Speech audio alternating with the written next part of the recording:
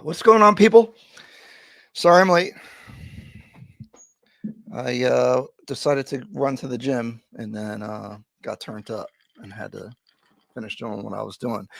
But today I am excited to talk about our topic. Obviously, as a real estate agent. So, if you guys didn't know, my name is Ryan Fagan. I am a real estate broker. I've been a licensed real estate agent for over 10 years. I've also been an investor since 2010.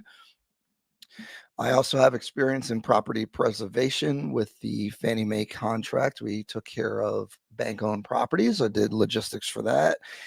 I was a liaison for real estate agents and the contractors to make sure after the housing crisis that all those foreclosed homes got purchased and maintained, although they kind of didn't. But that's something we'll talk about at some point when we go down history lane.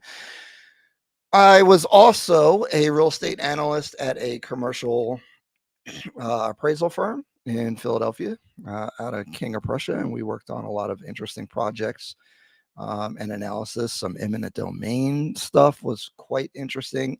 I would say if you want to learn a lot about real estate, you should work for a appraisal firm or try to work as a analyst somewhere because the projects that you could deal with are super interesting and you'll learn a lot of different facets of real estate.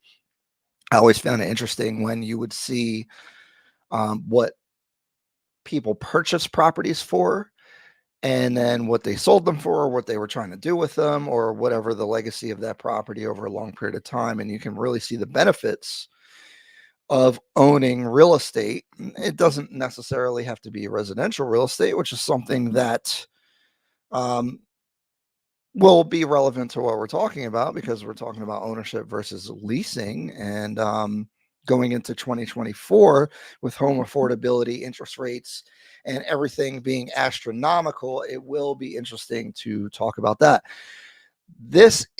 I also was a mortgage loan officer for a little over a year. I was licensed mortgage loan officer in like 2016, 2017, and I did a lot of business during then because the rates kept coming down and we did a lot of refinances. So I have a wide breadth of experience in real estate. I've done some flips. I've done some flips where you keep the property and rent it out, called BRRRR popularly. Um, I like buy and hold the best. All my stuff is below 4 units. I am looking to expand and get into larger size properties. I'm super conservative. That's where I come from as far as my investment strategy. I'm also into stocks and equity investing. And that's kind of my background. That's where I'm coming from. Obviously, as a real estate agent, a lot of content from agents is always going to just be selfish to benefit agents. I'm hoping to be impartial here and give my opinion. Obviously, I'm biased. I would always say, like, pharmaceutical companies are going to want to sell you drugs, real estate agents are going to want to sell you houses. Um, but some people are, you could see through the bias sometimes. And, some people are less self interested than others. I try to be, and I try to share my real perspective. I think in the long run, the truth and being right will serve you really well in any business that you're in. If you can stay in the business and you are honest and you give your perspective, especially in sales, where maybe sometimes the sale doesn't make sense, those people remember that most of the time. You might, be able to run it up and make a lot of money by just being really salesy and dominating on sales, but you might burn out. And the people that last are probably more advisors and help people in the long run. So I think that gives us more opportunity. This is a interactive show and you can call in. I'm going to put the link in. You can comment, ask your questions, or we can hang out. I'm going to be here for a while. Let me put join the conversation. You can call in on StreamYard and I'll bring you up and you can be on camera or not be on camera. And you can ask your questions. If you have real estate questions, it could be about anything really, business, real estate, mindset, anything that I'm qualified to talk about, we can talk about. So see, bam, join the conversations. There's the link. I should probably put it on Facebook as well because for some reason StreamYard doesn't allow you to comment on Facebook. So I'll bring that up. But this is an interactive show. The goal is to provide you guys information and be a resource for everybody that has real estate questions or needs help. And I want to do Q&A and it'll give us more stuff to talk about. Other people will benefit from your questions for sure. Just putting the comment here in Facebook. Conversation. Bam. Okay. Putting the links up so you guys can get in. I am a struggle streamer, so you guys can help me out by adding to the conversation and talking about whatever you want to talk about, because it's really easy for me with over 10 years of experience to probably address any questions or give a perspective. And if you guys know, I am pretty opinionated and I think I have a different perspective than most people in the real estate field. So that's something that, I can always talk about for sure. And if you see me looking up, this is my monitor screen where I'm monitoring everything. And then I look crazy when I'm looking up, but that's kind of how that goes. And then this is my main screen, if you guys were wondering. But okay, so let's get into the topic. Should you rent or should you buy in 2024? First, there's a couple different people in different situations, and we should talk about all the different situations separately. But first, I will say don't take generic real estate advice. You need to talk to professionals. Real estate is really finance and real estate is unique to the individual situation and your goals. There's no right or wrong answer. It just depends on what you're trying to accomplish. So based on loan products or where you want to live or your lifestyle, how many kids, family, what your future goals are, what you find is important in life is important to be able to make a decision. So be careful about generic information online. They might be factually correct. And so a lot of times there is information out there that is not really practical, but on paper it makes sense, but then in real life it's hard or impossible to execute on. So just be careful about that. So interest rates today are between 7 and 8%. Home prices are up since 2007, almost $150,000 or so. The median home price right now is $430,000, and rent is also up though. Rent is up quite significantly as well. So it just costs more to live. We talked about home affordability and the problems with that in the last live, which Tehran was on here dropping gems, and we're gonna have clips from that. But mortgages have gotten so expensive that they're exceeding what the rent was in most markets. So, guys, real estate is local. Your local market matters. I am in New Jersey, South Jersey, which is much different than North Jersey market and is much different than a bunch of other states. But that's where my perspective is coming from. In this area, and in Texas, where I would invest in Central Texas near Fort Hood because I was in the military.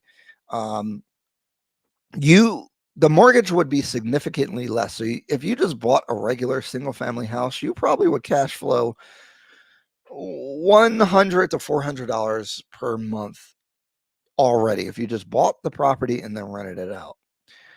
Obviously, you could do more than that. Multifamily would be a little bit better even. But today, I am looking in our local market, and the cost to rent is quite a bit cheaper right now, and that's mostly because of mortgage interest rates. So right now, your monthly payment is going to be higher getting a mortgage. But do the benefits of ownership outweigh the monthly payment that you're making that's higher? That's what we're going to talk about. I have an interesting video from Graham Stephan, who is a really popular financial YouTuber, and he's a real estate investor. He started in real estate on YouTube, and he does really well. He's out in California, so some of his opinions to me sound a little crazy, but that's a different market. They're not crazy, but it just depends on the market. So let's react to what he's talking about. And we got an ad. That's great. Move beyond the marketplace and keep more money in your pocket when you sell with Shopify. Set your price. What's up, you guys? It's Graham here. So you really got to see this. Today, it takes more income to buy a home than at any other point in history. Mortgage demand has also fallen to a 27-year low, and the housing shortage is continually getting worse. So that begs the question, with today's prices, is it cheaper to buy or rent? And which option is going to save you the most amount of money long term? Well, to answer that, we're going into the trenches and looking up the true cost of ownership throughout each option across.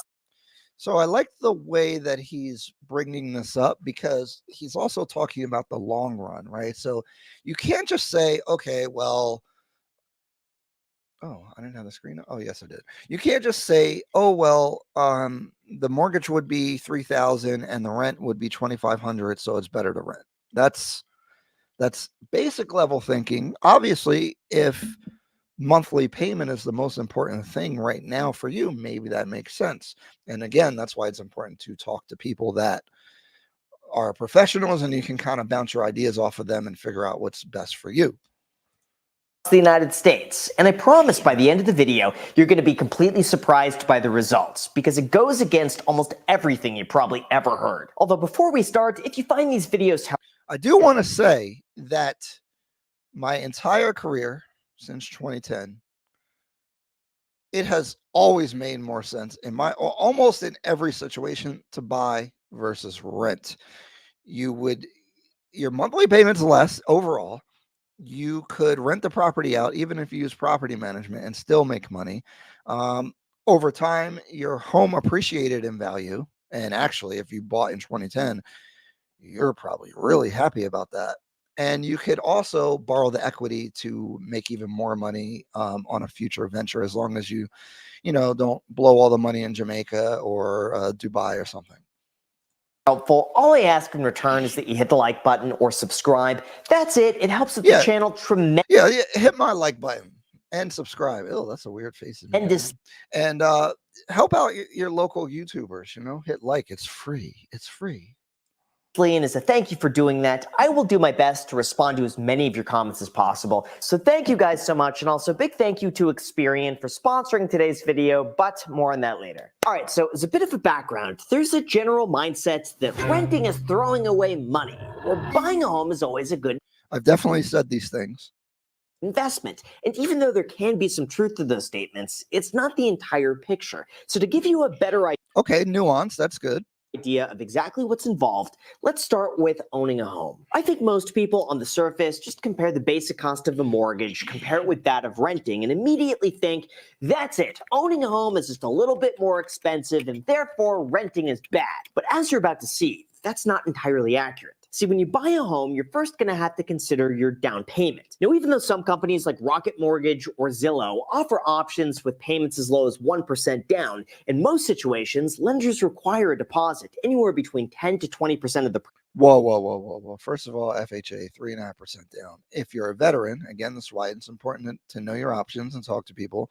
0% down up to a quite expensive property now. I don't know what the new level is, actually. I should know that. Purchase price to get the loan, which usually amounts to tens of thousands. But if you put less money down, your monthly payment is going to be higher because your loan's bigger. And with higher interest rates, you're going to pay even more, because the more you borrow, the more expensive the loan is. Thousands of dollars. Second, you also have to consider your mortgage interest rate. This is going to be your cost of borrowing money. And today that cost is going to be the highest it's been in more than 20 years at just over 7%. This means every year, 7% of your mortgage balance is being eaten away into the abyss of monetary policy. Okay, hold on. I got to bring something up here. So, and I talked about this in the last live, median mortgage interest rates USA. We're going to bring up the Federal Reserve chart here for interest rates because I like to put things in historical perspective. And if you look, does this look high? Since 1971, this is not high.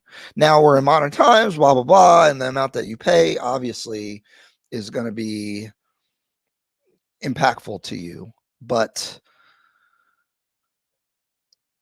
these rates are not insane per se. Okay. But the peak rate, this is something that is interesting to look at. In 2018 was 4.85.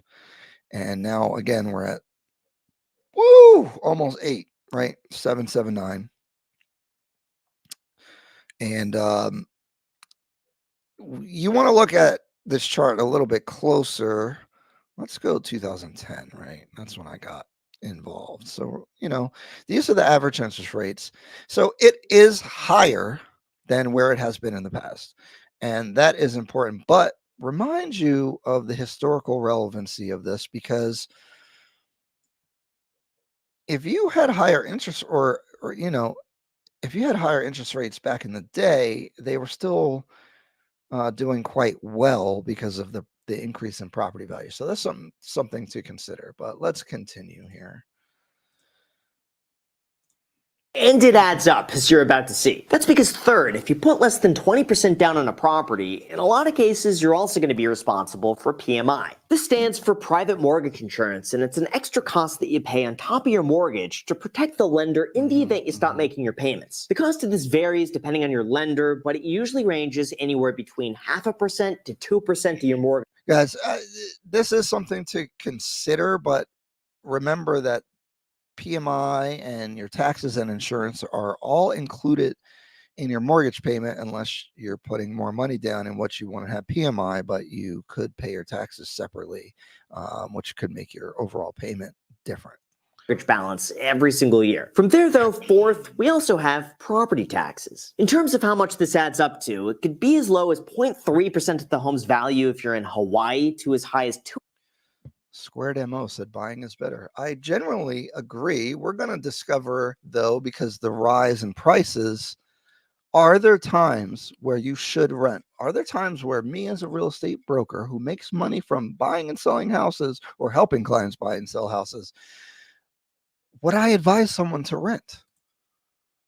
Squared Mo said, because anytime you rent, that money is wasted. That is a thing. I'm going to bring up an amortization table a little bit later if Graham doesn't, and we're going to talk about that. But let's see where he goes with this, because I think he's going to come on the line of renting's better, and that'll be interesting. So I'm curious, because he's a real estate guy as well. 2.5% if you're in New Jersey, which again usually adds another several $1,000s on top of your existing payments. After that, though, if you thought we were done, nope, because you then have insurance. Home insurance like this is necessary in the event of an earthquake. Okay, I don't really like the way this goes because it's fear mongering. Because again, when you're calculating mortgage payments, all this stuff is generally all included when you're giving quotes to people. Now, if you go on Zillow and do the calculator, sure, it's not right. But if you talk to anybody reputable, or you use a more sophisticated calculator, you'll get a more accurate number. So I feel like they just add fees and all this stuff to kind of scare you a little bit. And I don't think that's good for people that are new to real estate or just learning, like, oh my God, I have to pay all these things. It's one bill.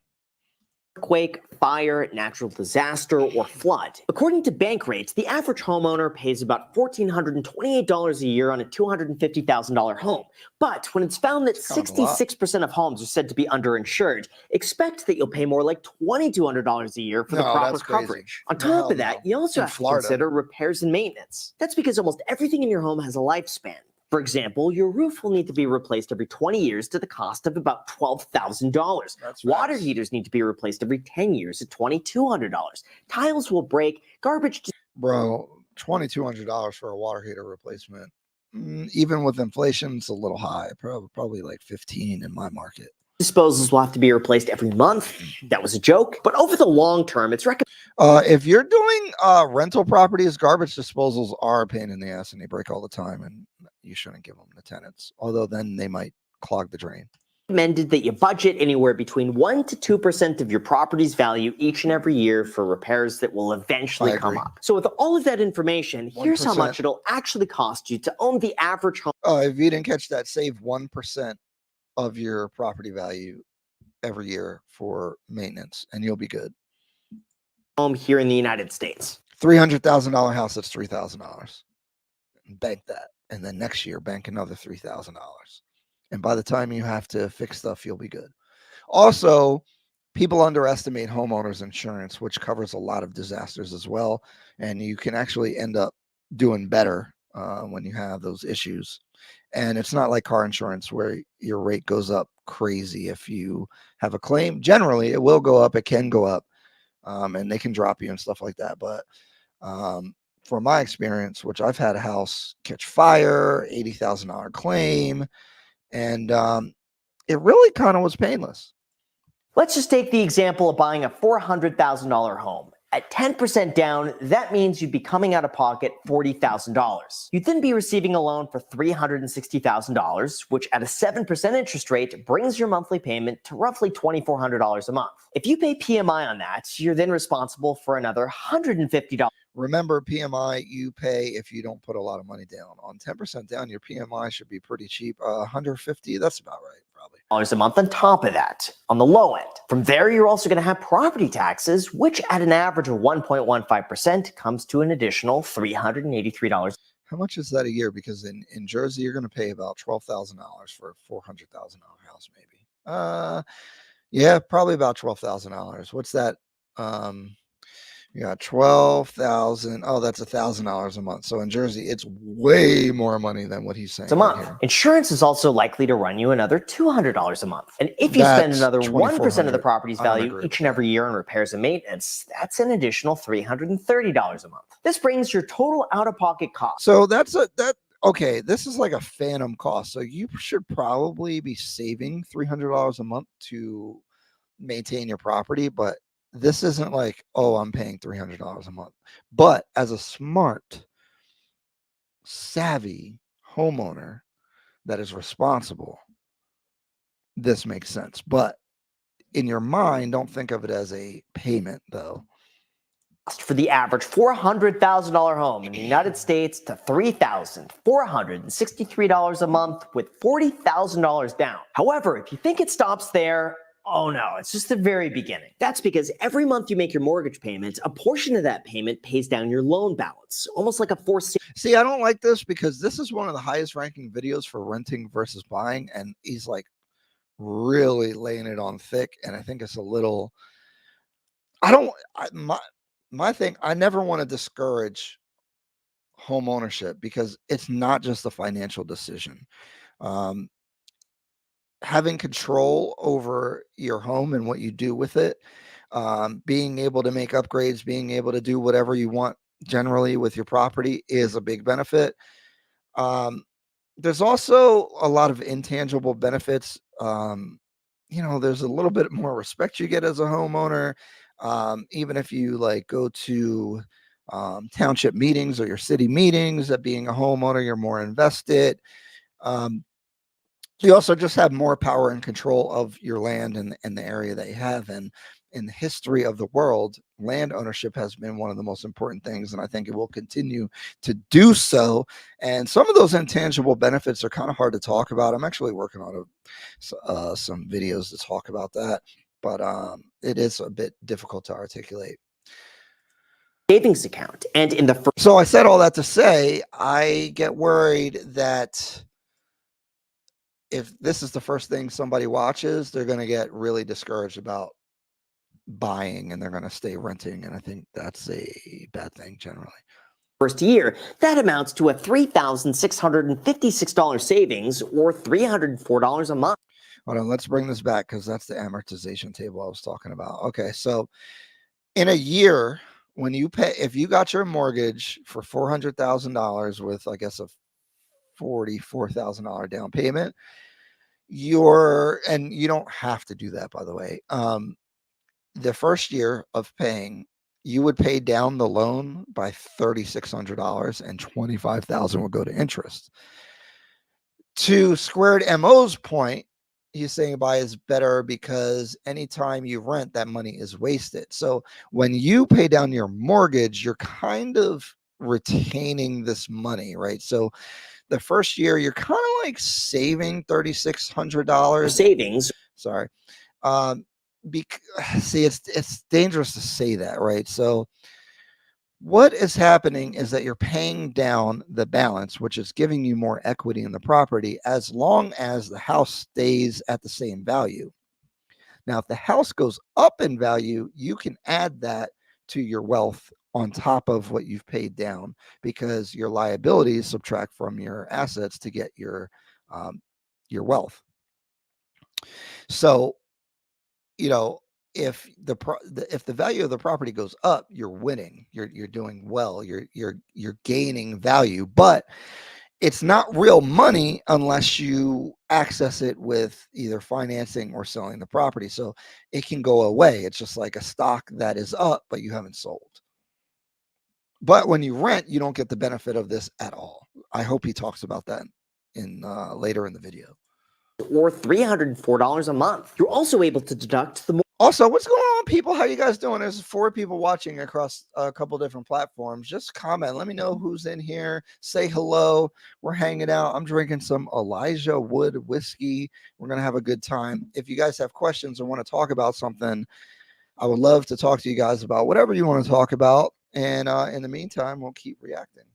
Mortgage interest that you pay against your income up to the first $750,000 of a loan. Although since doing this makes you choose between the standard deduction and the itemized deduction, the true net cost of savings is more like $2,500 a year or more like $204 a month.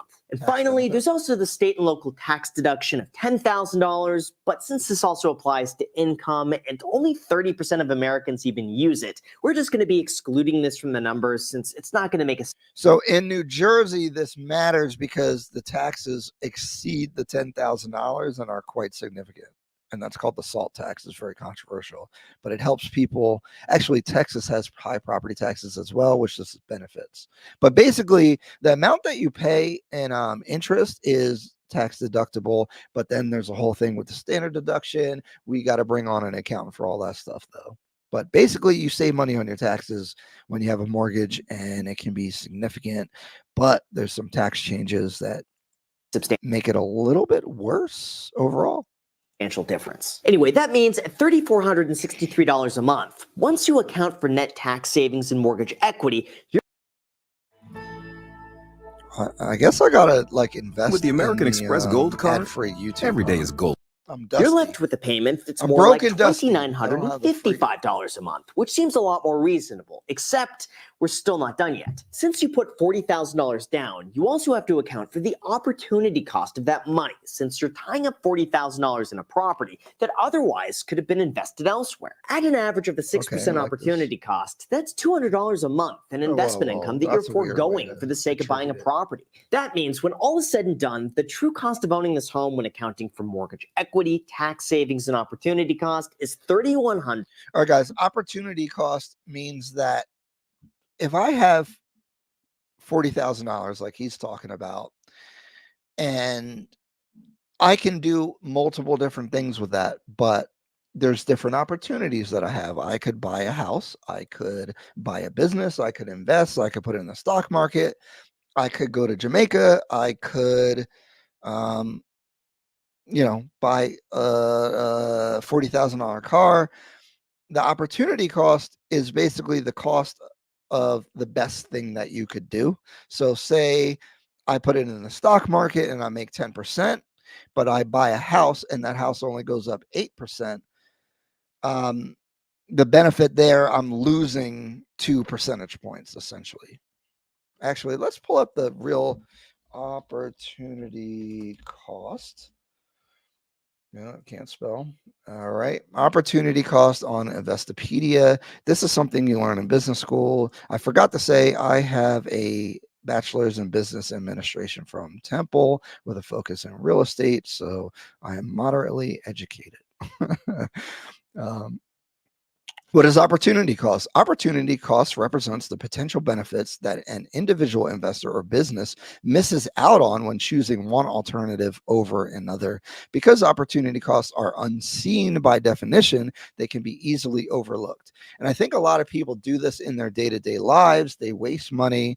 They, they spend money and think, oh, whatever. But the thing is, especially like when you're younger, spending $10, that $10 could be worth $100 10 years from now, right? And obviously it sounds dumb, but if you over time and over a lot of money, it becomes a lot. And I've never made a lot of income in my life, but because of the way I handle my finances personally and taking advantage of kind of investing young, I've been able to do quite well. So understanding the potential missed opportunities when a business or individual chooses one investment over another allows for better decision making.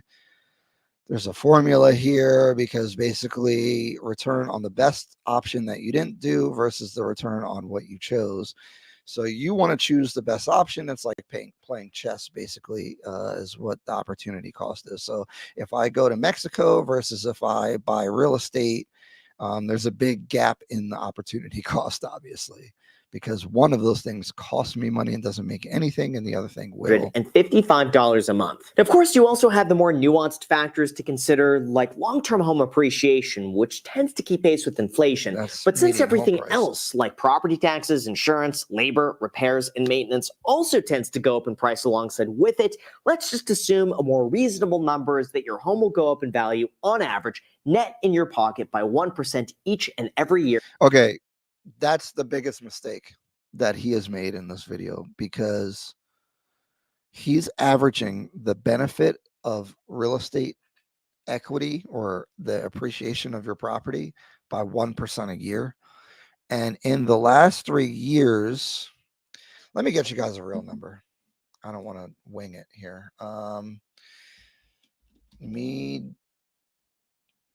Median home price chart. Oh my God. USA.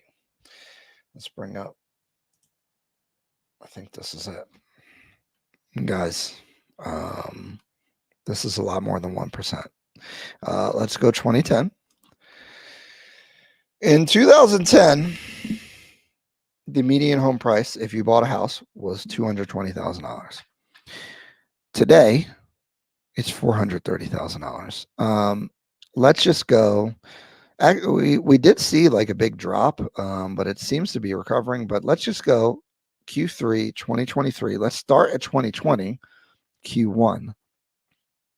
All right, Q1 2020, prior to the bug, $330,000, and now 3 years later is at 431. Okay, let's bring up our calculator. Oh goodness. Sorry, you guys can't see the calculator, but I can. So what did we say? We said $330,000 by 430. That's $100,000 difference.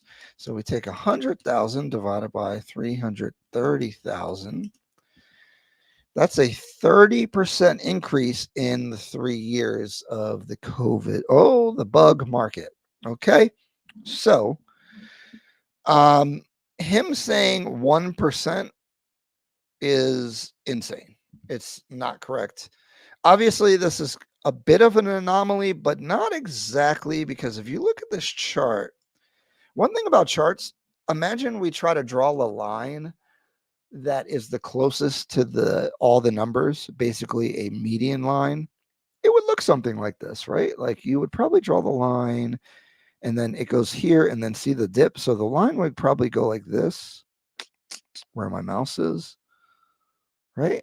It's probably a little higher than what it should be, but not by much.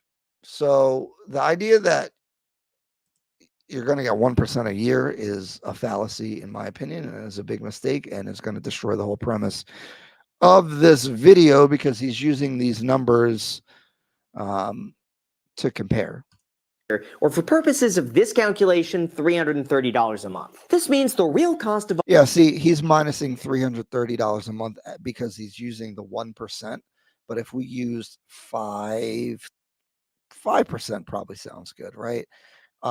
We would 5x that. It'd be like minus $1,500 a month.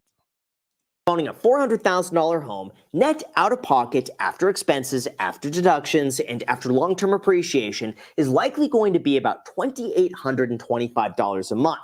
However, this is where things get interesting. But before we go into which option is actually cheaper, let's talk about rent. Fortunately, this one is fairly easy. The price. Let's see if he trashes renting unfairly like he did for home ownership. You pay is the price you pay. Yo, if you're in here, I see y'all. I see you watching and not saying anything. Don't be weird. Say hello.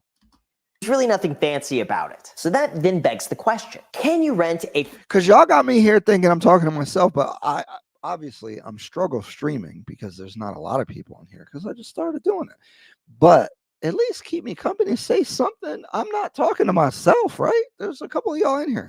$400,000 home for less than $2,825. There is no freaking way you're renting a $400,000 house for, what do you say, $2,300? That's insane. And he's from California. I know he's capping right now. $5 a month. Well, according to this chart here, the answer is yes. In fact, in all but 4 major US cities, renting is the cheaper cost than buying. And to show you a few examples, just take a look at this. In Las Vegas, you have this home available for $400,000 to buy. Or you could look at this one down the street, which is almost double the size for rent at $2,600 a month. Vegas or how about in California? Here in Bakersfield, we have a 2,000 square foot home asking $415,000. Or a larger 2,200 square foot home renting for $2,595.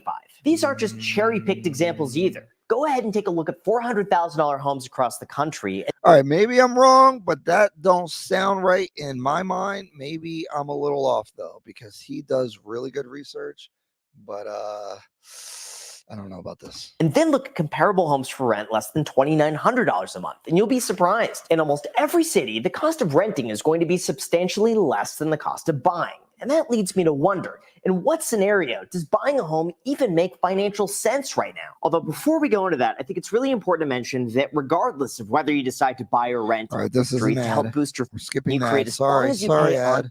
All right, so in terms of which option is actually cheaper, whether that be buying or renting. Yo, shout out to Graham Stephan for putting the ad with the chapters. Like, you can just skip it.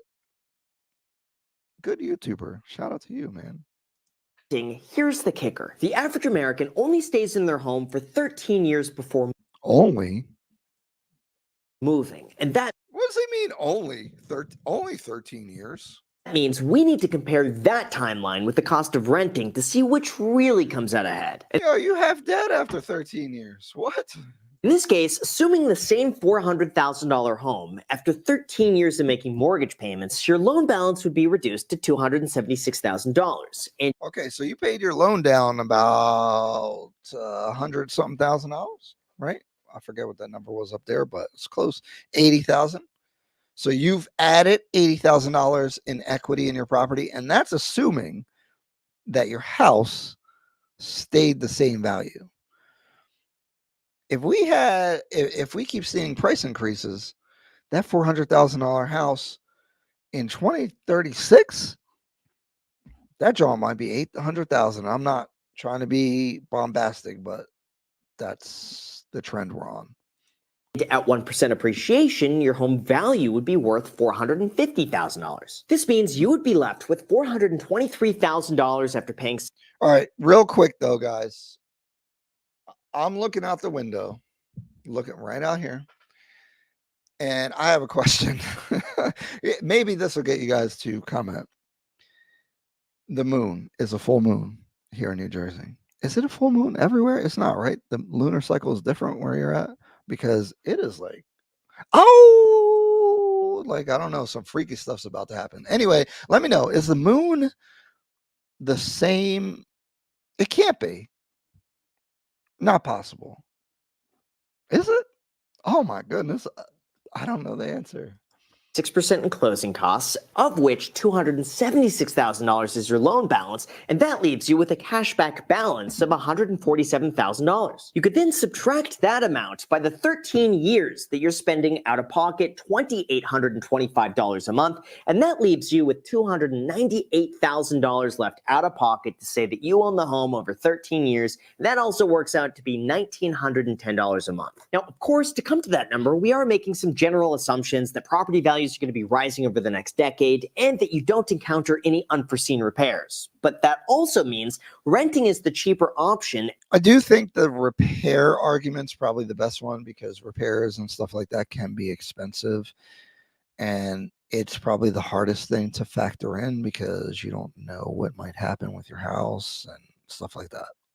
At today's prices, if you don't intend to keep your home for longer than 10 years. Although just like our last example, things still don't end right there. Unfortunately, these examples aren't so black and white because there are so many variables that could occur that are outside of our control, like interest rates, insurance rates, property taxes, and inventory. But across a wide spectrum, here's been my experience of why renting is better. First, if you don't intend to stay in your home for at least 7 years, then renting is cheaper. That's because you're not going to have to come out of pocket for closing costs, commission, escrow costs, title fees, and a whole bunch of miscellaneous expenses that quickly add up, which usually amount to about 6% of the purchase price. So unless your home goes up in value a lot in a short period of time, it's unlikely that you're going to recoup those costs anytime soon. Second, renting is also better if you could make a higher return from your down payment. For example, if you're running a business where all right, this is my biggest pet peeve, and we're going to play Grant Cardone. Oh my goodness, that's the whiskey. Grant Cardone later, and I don't know because Vlad will copyright claim you, but Graham Stephan, the guy in the video, is a really smart and quite a conservative personal finance guy, right? And he built a lot of his wealth on real estate initially, but now he's not as much in real estate because the game's messed up. And I agree with him. And that's why we kind of all have to pivot. But I'm still in the game. But, you know,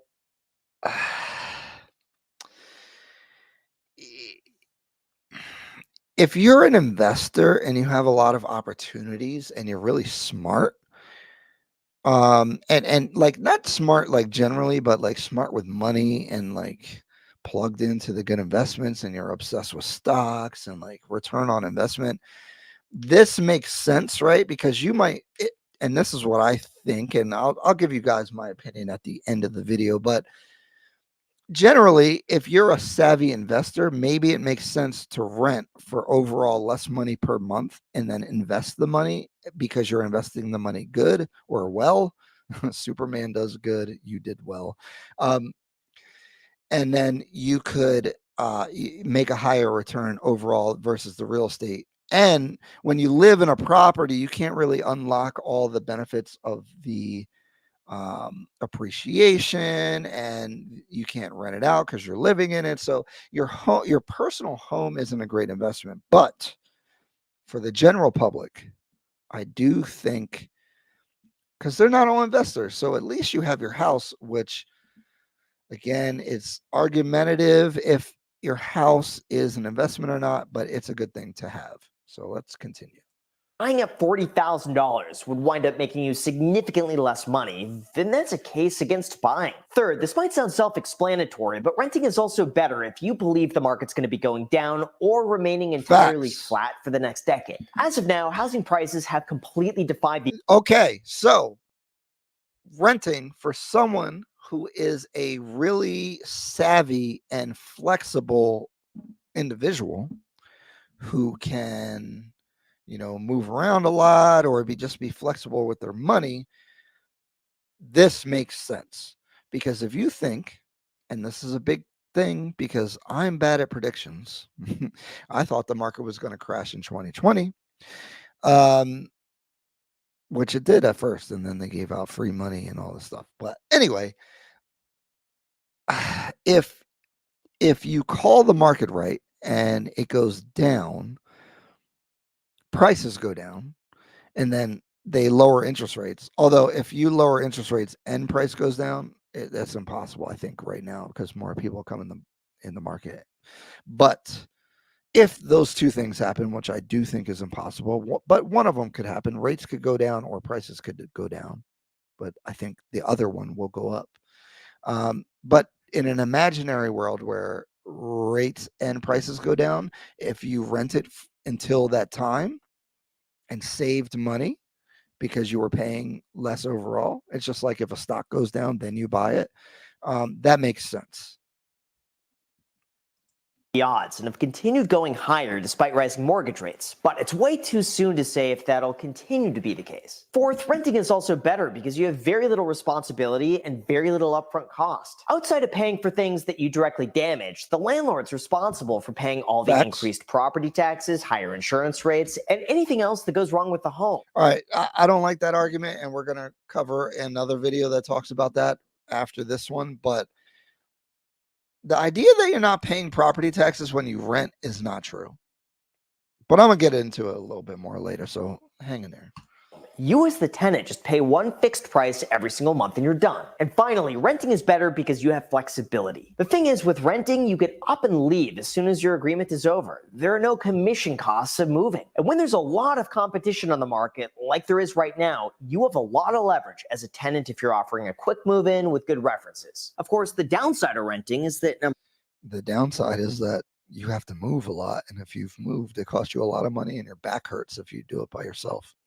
Number one, you're at the mercy of the landlord. This means if the landlord wants to abruptly raise your rent for no reason at all after the first year, an absurd amount, even if it's above market rates, in most places they can. The second, your rental cost is also not going to be locked in, and you're at the whims of the market. Even though that might work in your favor if prices go down, that's not guaranteed to happen, and prices could very well continue going higher, even outpacing that of homeownership. Third, you also have no freedom to customize the home as you like. This means no painting walls crazy colors, no building your own patio deck, no redoing all the landscaping and adding sculptures to fit the aesthetic. Although just like there are some negatives, we also have to talk about some of the positives when it comes to owning. First, long-term, owning still tends to be the better choice. Even though the market could certainly go down in the short term, long-term housing prices have proven to be... Hold on, he wrote freedom.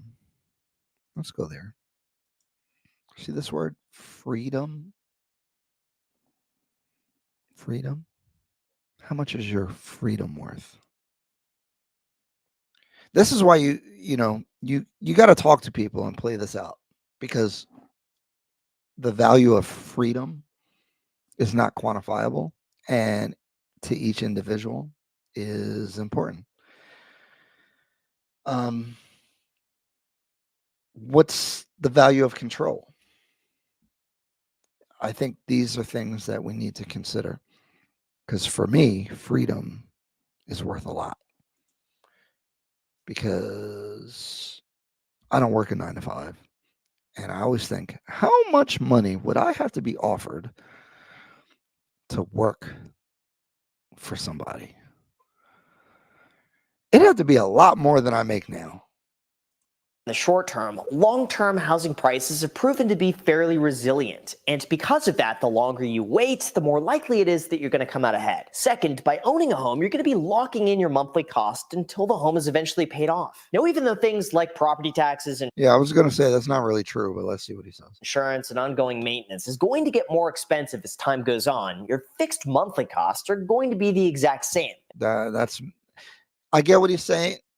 I get what he's saying there, but you shouldn't tell a regular person that. So if I was telling somebody your mortgage will go up because the taxes and the insurance are going to go up, and the cost of fixing things is definitely going to go up because of inflation and all that kind of stuff. So the cost of ownership is going to go up. So 1 point to renting, I guess.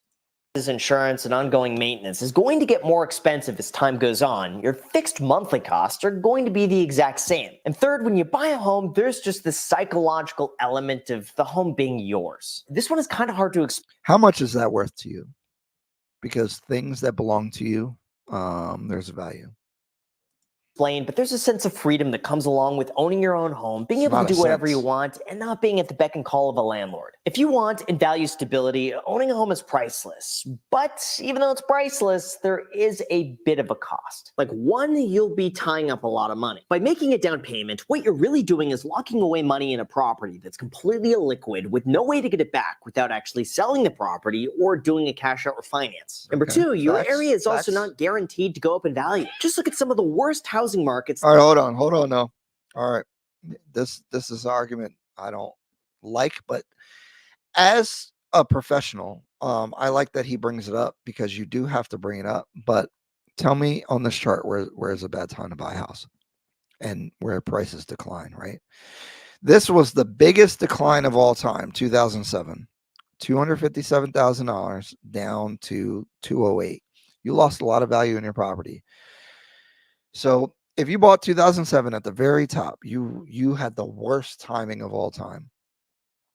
As long as you didn't lose your house or sell, you would break even. 2007, this is 250.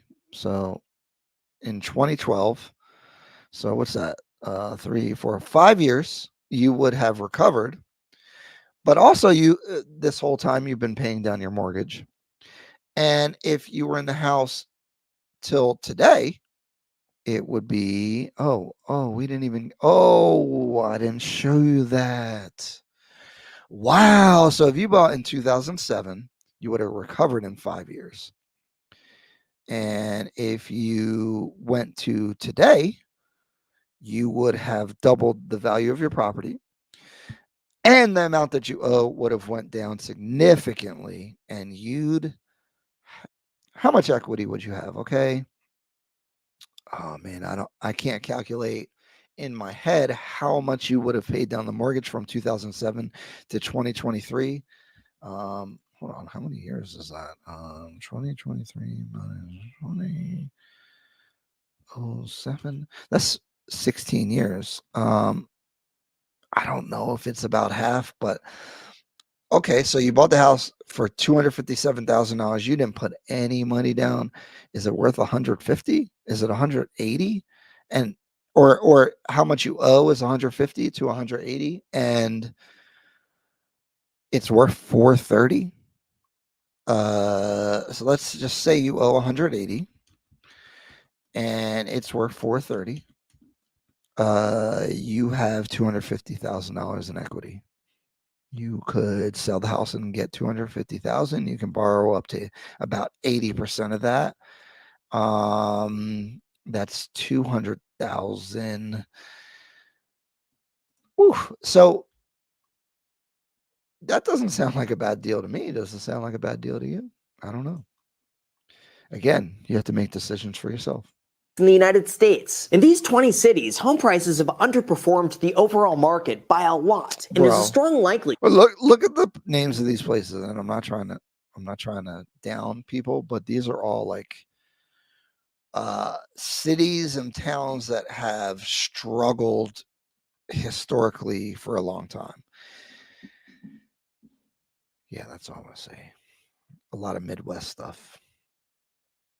The overall market by a lot. That's all the Midwest, Ohio, that your Illinois, area Western may Pennsylvania. not see any appreciation at all over the next decade. And 3, you're going to be locked into your home for better or worse. Like just consider that a 5% decline in property values would leave more than 200,000 households underwater on their mortgage. And if that's the case, you would have to come out of pocket to bridge that difference between what you owe in the home and what you could actually get for it in the. All right. So the funny thing about being underwater, meaning that you owe more than the house is worth, again, is that probably happened to people here in 2007. Okay.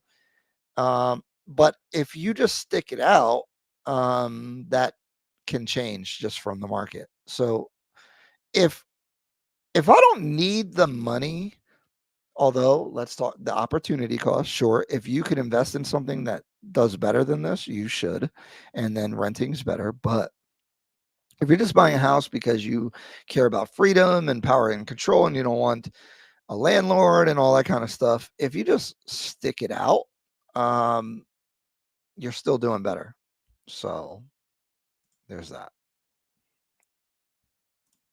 the event that you want to sell. This means if you want the too long didn't pay attention summary, this is all you need to know. If you intend on living in your home for less than 10 years, then renting is usually the cheaper option. If you want to manage your cash flow without coming out of pocket a significant amount of money, then renting is also usually the cheaper option. This also applies to the flexibility if you want to pick up and move on a short notice. However, if you plan on living in the same place for more than 10 years, then buying is usually better. If you want to remodel or upgrade your home, then buying is also better. And if you want to lock in your payments to invest in the area, then buying is better. My personal preference with this is that if you're going to buy something, at least buy something that needs a little bit of work, fix it up, and use that equity as a bit of a buffer in the event you need to sell and you don't want to come out of pocket in the event property values didn't go up as much as you expected. Obviously, every situation is different and every area is going to have different numbers, but overall, this rule of thumb should hold true. And if you want more information on this than I'm able to include in a YouTube video, feel free to check out my newsletter down below in the description, and that'll include the New York Times rent versus buy calculator, so that way you could plug in your own unique options and see which one is really better,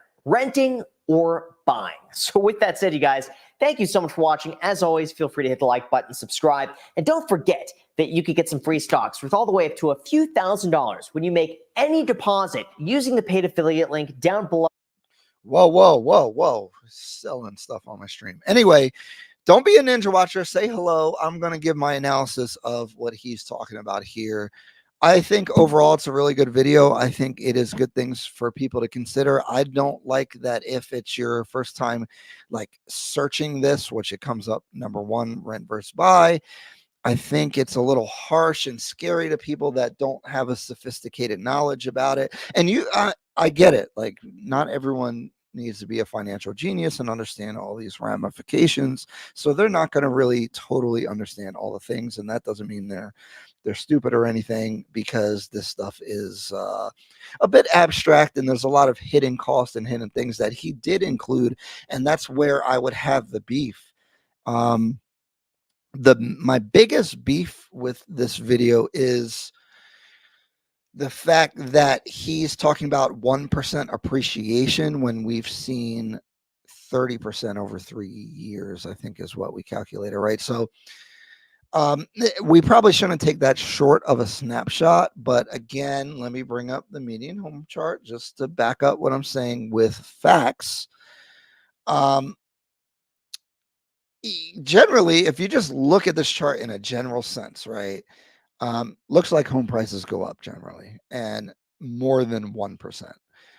Back in the day, over here, it's much less significant in the 1960s, all the way up to the really 2004 is where we start seeing the prices move crazy. But because of that, I think his video is a bit flawed on that aspect. Not flawed. I think it's a good consideration. But again, if people aren't super educated and they watch that, I think they might be unfairly discouraged. I also want to emphasize the intangible or the qualitative benefits of home ownership that it cannot really be covered in a financial analysis. Power and control in your neighborhood, more respect, as a guy, if you're out dating or doing whatever, if you say you're a homeowner, it's going to, it's going to help you out a little bit. Can't speak for the ladies, but you probably get more respect from everybody as well. So I think that's, it's hard to factor in, and Graham Stephan's content is very cold analytical. So I get that. In the context of a sophisticated investor entrepreneur, if say you're like starting a business and it's doing really well, putting $40,000 into a down payment versus putting the $40,000 into your business probably is the wrong choice, and you should rent and reduce your costs so that you can grow your business. If you're really good at investing in stocks or other assets or whatever, then I would say sure, because a house, like he said, is illiquid, meaning that even if you have value in the house, it's hard to tap into, it takes a long time, and it's costly. That all makes sense. So I've actually had some conversations with some more entrepreneurial people who see opportunities. They do different businesses. I've told them, you might want to sell your house, take the equity out of it, get that money and flip it into the other investments that you do. Meanwhile, you rent for less money, and you save money per month renting, and you don't have to deal with the headaches of owning a property, unexpected costs. So if you're an entrepreneur, you might need the money that you need to replace the roof for an investment where you have an opportunity to make more money, and the roof in the short run is not going to make you any money. So that definitely makes sense, right? If you're really like a go-getter and an investor, an entrepreneur, renting right now makes a lot of sense, especially because in the meantime, you grow your business for a better time when either rates or prices are low. I don't think both will go down. If rates go down, then you pull the trigger and buy. Meanwhile, you're getting the benefits of rentals, which is no commitment, no repairs, lower monthly costs. And when the time to strike happens, you can do that. For regular people that just work a normal job, they like to go on their 1 or 2 vacations a year. They're not looking to take over the world. They're not really a big investor. They don't save a lot of money. I still think home ownership is the way to go because in the long run, they will benefit. And Graham Stephan agrees with me in his video about that. So even though there's an argument for people that move, like, you want to stay flexible so you can move for a job, etc., etc., I do think just rent the property out. It'll be okay.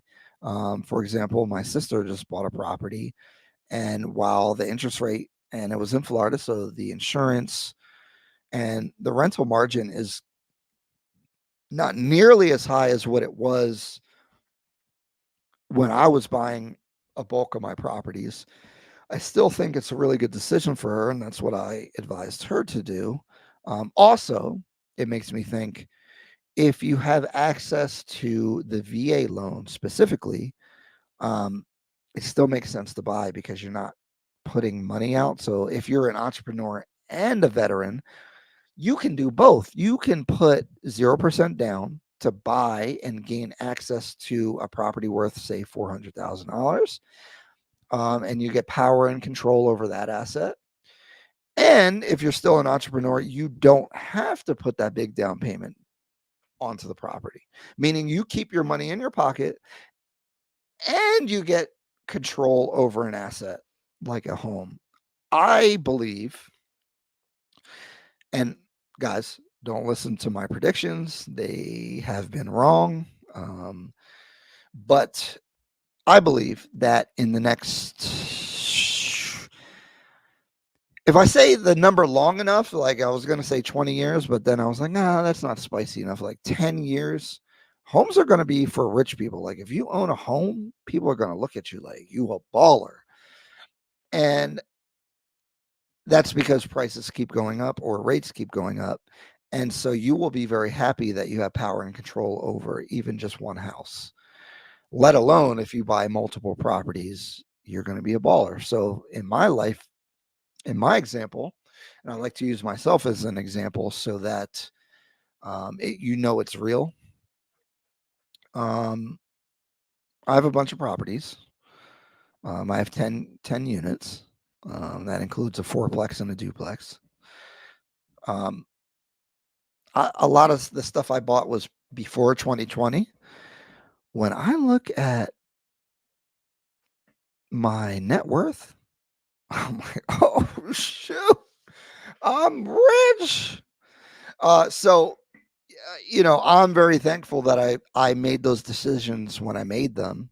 And it's funny, as a real estate investor, I always look at that cash flow. How much money do I make from the rent, and what is the mortgage payment and maintenance and all that stuff? How much money do I make every month? But what I'm realizing, and I actually don't think you should strategize this way as an investor, but I do think the appreciation or like just owning the assets is more important than the cash flow. The thing is that takes a long time. But if you stay in the game for a long time, like me, you will probably look at your portfolio and be like, oh, I'm almost a millionaire. What? I'm just a regular person. A millionaire? That seems impossible. These are thoughts that I have in my own mind. Maybe you guys have higher aspirations. I don't know. But appreciation can get you, which means that the value of the thing that you own goes up, can get you to places that you have not even dreamed of. And with that being said, let's go to the next video. We're going to go to Patrick Bet David's podcast, but we're going to go to Adam Sosnick, who I never agree with. Oh, this is a 20-minute video, but he has a short that I wanted to see. Yep, here it is. All right. So I really hate everything he has to say. But Patrick Bet David, as a side note, I don't really believe in role models, but that guy, as a masculine role model in almost every way, is a guy people should listen to and take serious. But let's play the short. Let me bring it up here. Boom. Owning a house and buying a house and taking out a mortgage and taking on debt ain't all that it's cracked up to be. The Realtor Association of the world has done a great job of saying renting is throwing away money, because that's what the American dream was 50 years ago. Buy a house, 2-car garage, picket fence, 2.2 kids. That's what the American dream is. The American dream today is economic freedom. Pick and choose wherever the hell you want to go. Keep it moving and stay flexible and keep your overhead low. So what people forget is that, all right, you know that if you're going to buy a place, first thing you're going to look at is the mortgage payment, right? So typically, I mean, the last 6 months, it's gone from 3% to 6%. That's double. I'm not a mathematician, but I'm pretty sure 3 to 6 is double. Good. But the three things that people forget about when they go to buy a house, and for those of us that have bought a house, they get it now. Those of us that have not, is what I call the big three expenses. That's your taxes, your maintenance, and your insurance. Those are three things you do not have to pay for if you're renting. Owning a house and buying a house and taking out a Okay, so yes, homeownership is dramatized, but I don't think so. I think wars are fought over land. I think most of the world revolves around land ownership. Also, we got 5 people watching across 3 different platforms. Don't be a ninja watcher. Comment, say something, say hello, talk to me nice. Ask your questions. This is an interactive show, so let's talk about whatever you guys want to talk about. What's your opinion? Are you guys renters? Are you buyers? Do you want to own a property? Do you think owning is stupid? Like Adam here?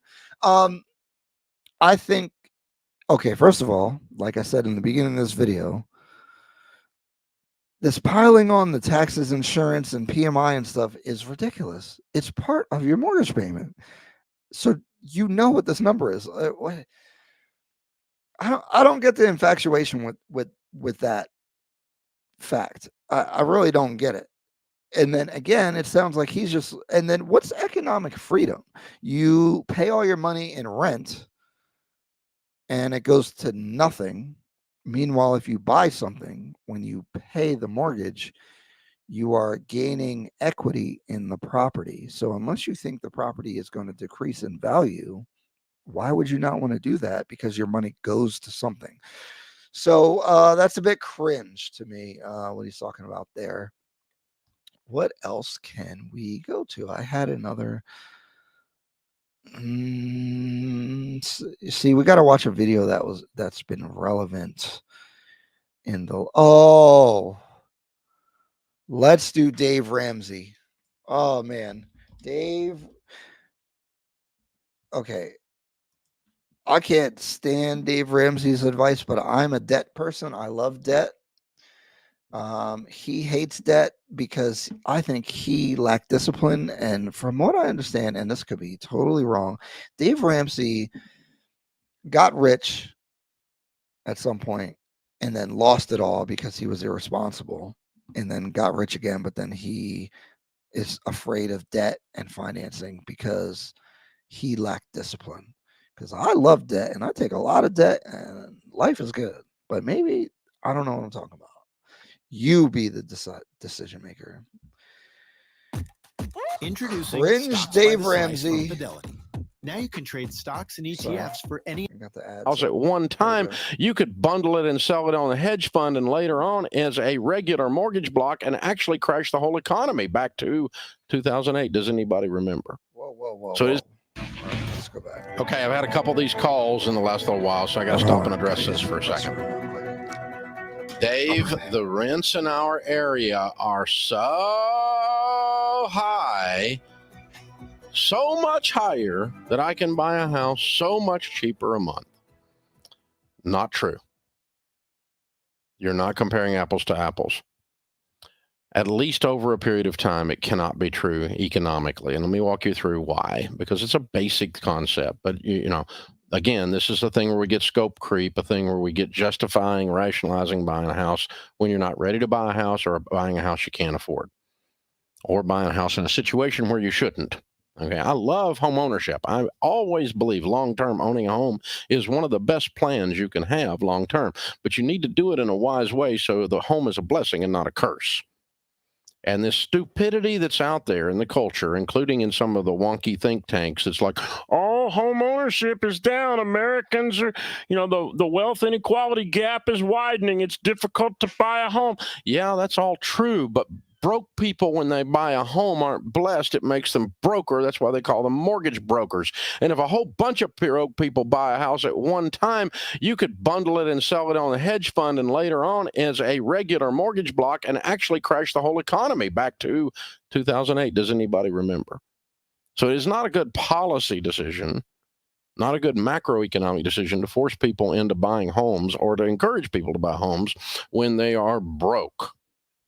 Now, once you're ready to buy a home, though, and you're looking at rents, and you say rents are, all right, let's see, you know, $1,500 a month, but I can buy this house for $800 a month. That sounds good. Is just not true long term. What? And here's why. Hold on. When was this video made? Because we're in a different market. This was 4 years ago. So that's what I was talking about.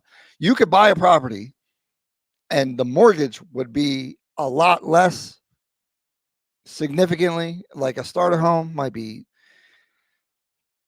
$200 to $400 less than what the rent of that property was. So you could just buy that property, rent it out, make $200 to $400 on a cash, you know, on a monthly basis. We'll talk about all the other costs, expenses, repairs, blah, blah, blah, but that's the spread. Right. It could be true for a moment in a boom town. Hey, don't be a ninja watcher. Say hello. Talk to me nice. Ask your questions. This is an interactive show. I want to answer your questions. I am a real estate agent with over 10 years of experience. I'm also a real estate investor since 2010, have over 10 rental units. I've done a handful of flips, and I have, yeah, that's it. So I've been a loan officer. I've worked in property preservation, and I've been a real estate analyst for an appraisal firm. So I have a wide breadth of experience. If you guys have questions, I will give you my perspective, my honest perspective. I'm not selling you anything. I'm not selling you courses. I'm not scamming like Caesar or DJ Envy. I am here for the love of the game, trying to share my experiences with you guys. Anyway, let's get back to the video with Dave Ramsey, who I can't stand his advice. Where something's going on, like they struck oil, okay? I mean, you get in one of these boom towns, you could have that happen. But eventually a supply-demand curve in economics will take effect. And here's why. Landlords want to have renters, and when there is an abundance of renters willing to pay ridiculous prices, that's what's happening now. What they do is they start building rental property, or buying property and turning it into rental property. Not true. And so if they're regulation in most markets is really tough, and home builders are tentatively building, and we are not seeing building of new construction keep up with what the demand is. And so that's really not happening. Like here in Jersey, you're going to have to, the amount of red tape that it takes to build is crazy. I'm on my local town's land development board, so I literally am the one voting and approving these things.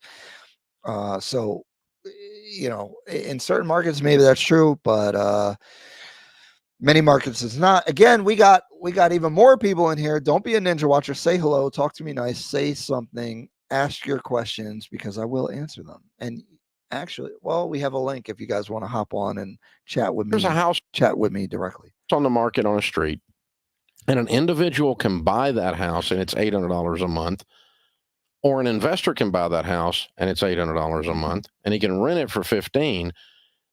And there's an abundance of renters out there. Is the reason the price has driven up. There's a shortage versus the demand. Anytime demand is higher than supply, prices go up. Right. Okay. When there's a shortage on something, that's when prices go up, in other words. Okay. But what happens is, so this video is from 4 years ago, so the context is a little weird. What we're seeing right now in this current real estate market is that no one wants to sell their house because if they had to buy another house, the interest rate is astronomically higher. So they'd have to pay so much more to upgrade. And if they downgrade, if they get from a bigger house to a smaller house, they're going to pay the same or even more. So it doesn't make sense to sell your house, meaning there's low inventory of the existing homes on the market. He is talking about home building, which has not been able to keep up with the demand. The demand is up because there's remote work. There's just a more appreciation for homes, and I think also a lot of free money was floating around, so people are trying to buy houses more often. I think remote work is here to stay, so everyone wants an extra space. They need a home office, or they might need two if they're married, etc., etc. So I think the value of space in a home is more, and I don't think that's going to change overall. Ace, what's going on, bro?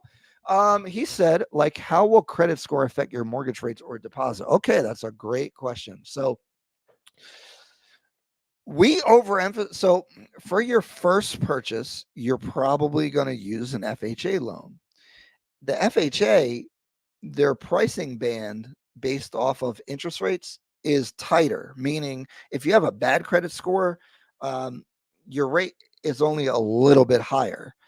So in most cases, although today, if you want to take your time to buy, it kind of makes sense because of the climate and maybe we see a better time. But overall, I always would tell people don't wait to buy to get like a higher credit score, which will give you a slightly higher interest rate. Now, for people that are using a conventional loan for whatever reason, if you already use your FHA loan and you don't have access to it anymore because you're renting on a property that's on an FHA loan, like me, I don't have access to it anymore. If you're going conventional, the rate difference could be substantial. So you want a better credit score. But as long as you're like mid, 680 is a good score to have at least. But technically on paper, you can be down at 630. I would say 650 at least before you want to start like really getting active. But it really doesn't affect you that much. The other thing is, and that's why you got to talk to professionals and talk to people, right? Because some people think rates are going to go down. I don't really know what's going to happen with interest rates, but the idea is get in the house, start gaining the benefits of home ownership, and build. It's going to help your credit over time as long as you're not missing payments and stuff like that, and build up your credit. And if interest rates go down, you will have opportunity to refinance. So basically, you will get a new loan. And rates go down. Rates are a marketplace, basically. They go up and down like the stock market or whatever. We can get way more into the weeds on that, but just stay with me. If the rates go down after a couple of years of owning your home, you could refinance, which gives you a new loan at a lower rate. And if you have better credit at that time, you will gain the benefit of that better credit at that time. Meanwhile, you own the property, you're building equity, you're getting the benefits of home ownership at the same time. So generally, I don't think it's a good thing to wait to get better credit. Obviously, you want the best credit that you can, but if you're buying your first house and if it's on FHA, I wouldn't worry about your credit score too much. You should start worrying about credit score more when you're in the conventional world and you're trying to avoid PMI and stuff like that. So hopefully that answers your question. Keep them coming. Continuing with Dave Ramsey talking about renting versus buying. This video is from 4 years ago, so we have to provide context because the market is much different. I am hating everything he's saying. He's saying that, I think where he's going with this video is, you can make a little bit of money temporarily, but the market will settle out. But real estate is it's not elastic and it's illiquid. So it takes a long time to build a house and it takes a long time to adjust to market conditions. So it's a very inefficient market in that sense. Yeah, I appreciate you hanging out. Definitely ask any questions that you want, Ace. And it doesn't have to be relevant to the video. I'm just chilling, hanging out. I'm boring on a Friday night. I'm not out. I'm chilling, sitting here at home, being a nerd, struggle streaming. And yeah. So I'm just trying to give my perspective, give my analysis of what's going on. Let's continue. The shortage corrects itself very quickly because those of us that are investors, we want to tap into this hot rental market. And so we go buy a bunch of property and turn it into rental property, or build a bunch of property and turn it into rental property, which raises the supply back up. Thus, the shortage goes away. So over time, rents are not going to be double prices of a house price. Guys, since 2007, I haven't seen rental prices go down. They've only gone one way. So these magical builders that are going to make so much property that the rent's going to go down, it has literally never happened. And this shit is wrong as hell. Of a monthly payment on a house. And I'm not just saying that as a real estate person. Like these are facts. Because investors that are willing to borrow money or willing to pay cash like I am will buy. Because he's not considering like it. You can't just, this isn't like making a different type of product. Okay. Like restaurants, like, okay, one restaurant pops up and then that does really well. And then other people make restaurants and then they take your market share.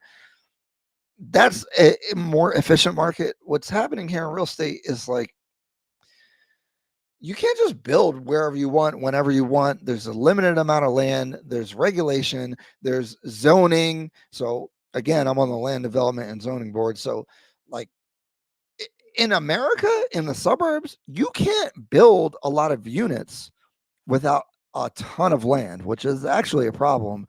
And is why properties cost so much, and why our home affordability is terrible, because the suburbs do not allow builders to build more units, right? So if I built like a 10-unit building, it would cost a very similar cost to a single family home. Like if I mean, it'd be more, but it'd be marginally, like it would be cheaper per unit than to build a single family home. But that's not allowed. So you could build as many single family homes as you want, and you're not making a dent in the supply and demand characteristics. Even if investors buy them and rent them out, it's not enough units to make a difference. So it's not the supply and demand. Obviously, if you just add more supply, then the price goes down. But that's not what happens right now in real estate because of, I would say, housing policy, zoning policy in a lot of places. Let's continue. Buy enough rental property to take advantage of the great rates of return that an overpriced rental market It's not overpriced will do, when everyone's trying and to pay it will cause the rental to come down or the value of the houses to go up. Never seen it. And so rent always approximates slightly above payments. Right. Okay. That's true. It always does. That's true. Over time. And so when you call me up, that's why previously, when they're complaining, where they're saying as a renter you're not paying property taxes, that's not true, because the landlords, if they're paying more in property taxes are raising the rents. And so if you live in a high property tax area, the rents are going to be higher. So sure, there's not like a property tax surcharge on your rent, but part of the pricing strategy or analysis or whatever the market is dictating the price, it's higher, and part of the reason is for the taxes. So essentially, you are paying the property taxes. And say, oh, I can buy 50% of what I can rent. No, you can't. You're not comparing apples to apples in the neighborhoods. What do you mean? Explain. Hey, if you're in the Marlton Oh, we area need to and hear pain is 'em. keeping you from staying fit, it's time to take Shout a out to different these guys. approach. These guys If you have doing back, localized knee, hip, or ads. I shoulder like pain that. and treatment. If you can buy, because investors would have already gobbled that house up and doubled their money.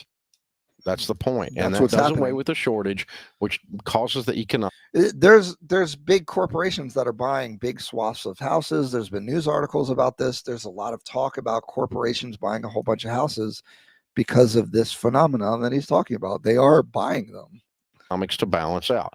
Now, again, there might be a 6-month period of time where that is not true, but long term in Missouri, long term in Bro, it takes more than 6 months to build a house, right? So this idea where the market's going to settle out in 6 months is impossible because they can't build houses fast enough to do what he's saying. Boise, long term in Abilene, that's what happens. Also, Marco, if you're watching this, I want to edit these clips based off of the reaction, and then we want to put like Dave Ramsey in the thumbnail. So when you're watching this, hopefully you see this part. I want to clip this out, and I want to shout out to Marco on Fiverr. He does a great job, and if you guys need an editor, I will send you his information. But yeah, let's clip these out and react to each video in a long form horizontal video, and it'll be good. It'll probably, if there is a bit of a jump for one reason or another, very quickly it will even out, and most of the time It will not it's very already quickly pretty even out. even. No. Rent is going to be slightly more than payments on average That part's because true. investors require renters to. That part is true, and it's slightly higher because there's hidden costs in home ownership, like we've been covering, maintenance, insurance, property taxes, stuff like that. Although the renter, that's part of the derivative of why the rent is what the rent is. The rent usually is slightly higher, and that's why I wanted to do this video, because right now the rent is actually lower than what purchasing a property is. To pay enough rent so they can pay their payment, or so they can get a rate of return on the cash they have tied up, like in my case. I'm not going to tie up money at 4% return in a piece of rental property. Where the heck are you getting a 4% return? I guess on the cash flow, but you have to think about the appreciation, meaning that the value of the property goes up. I got to get more rent out of it than that because I can make more than that on my money doing something else. That's opportunity cost. And so that's going to drive rental rates. That's what we're talking about here. And so these are always going to approximate each other. Now, if you find if you find a house payment slightly less than rental, that would be normal. And it is not cheaper in that case. So let's say you have a $1,500 rental rate and you have a $1,200 payment. Now, that would probably be fairly accurate. Rent is always going to be a little bit more than payment. But you're not paying when you're renting to put roofs on. Facts. And fix heating and air. That is true. And fix broken hot water that heaters. You're not paying the increases in insurance and increases in property tax. That's not true. If the property taxes go up in an area, you'll see the rents go up. Again, we already talked about it. Taxes that come along until I renew your lease, and then I'm going to bump up enough to cover that. Okay, I'm glad he said that. But that's the difference. Home ownership in a given year might be more expensive for you as a consumer than renting, depending on the repair bill that you end up having. And so there is no economic, no mathematical excuse for buying versus renting until you're ready on the short term.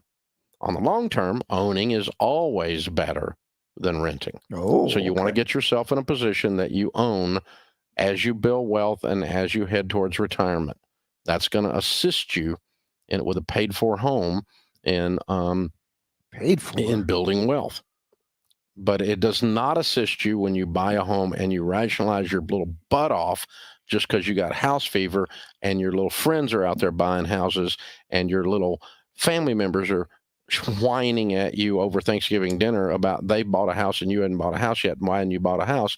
Because I'm freaking broke, and I'm not going to be broke soon because I'm on a budget. I'm going to get my debt paid off. I'm going to get my emergency fund in place. So when I buy a house with a good down payment on no more than a 15-year fixed rate, on no more than a fourth of my take-home pay as a payment. Well, 15 years is ridiculous. Although in a higher interest rate environment, maybe it makes sense. But I am glad that he's saying this, because all those reasons that he just talked about as to why to buy a house, like, oh, people at Thanksgiving dinner, the holidays are coming up, by the way, or like the way people are looking at you or your family talking to you about it, those are not good reasons to buy or do anything in life, to be honest. So I get that, and I appreciate that.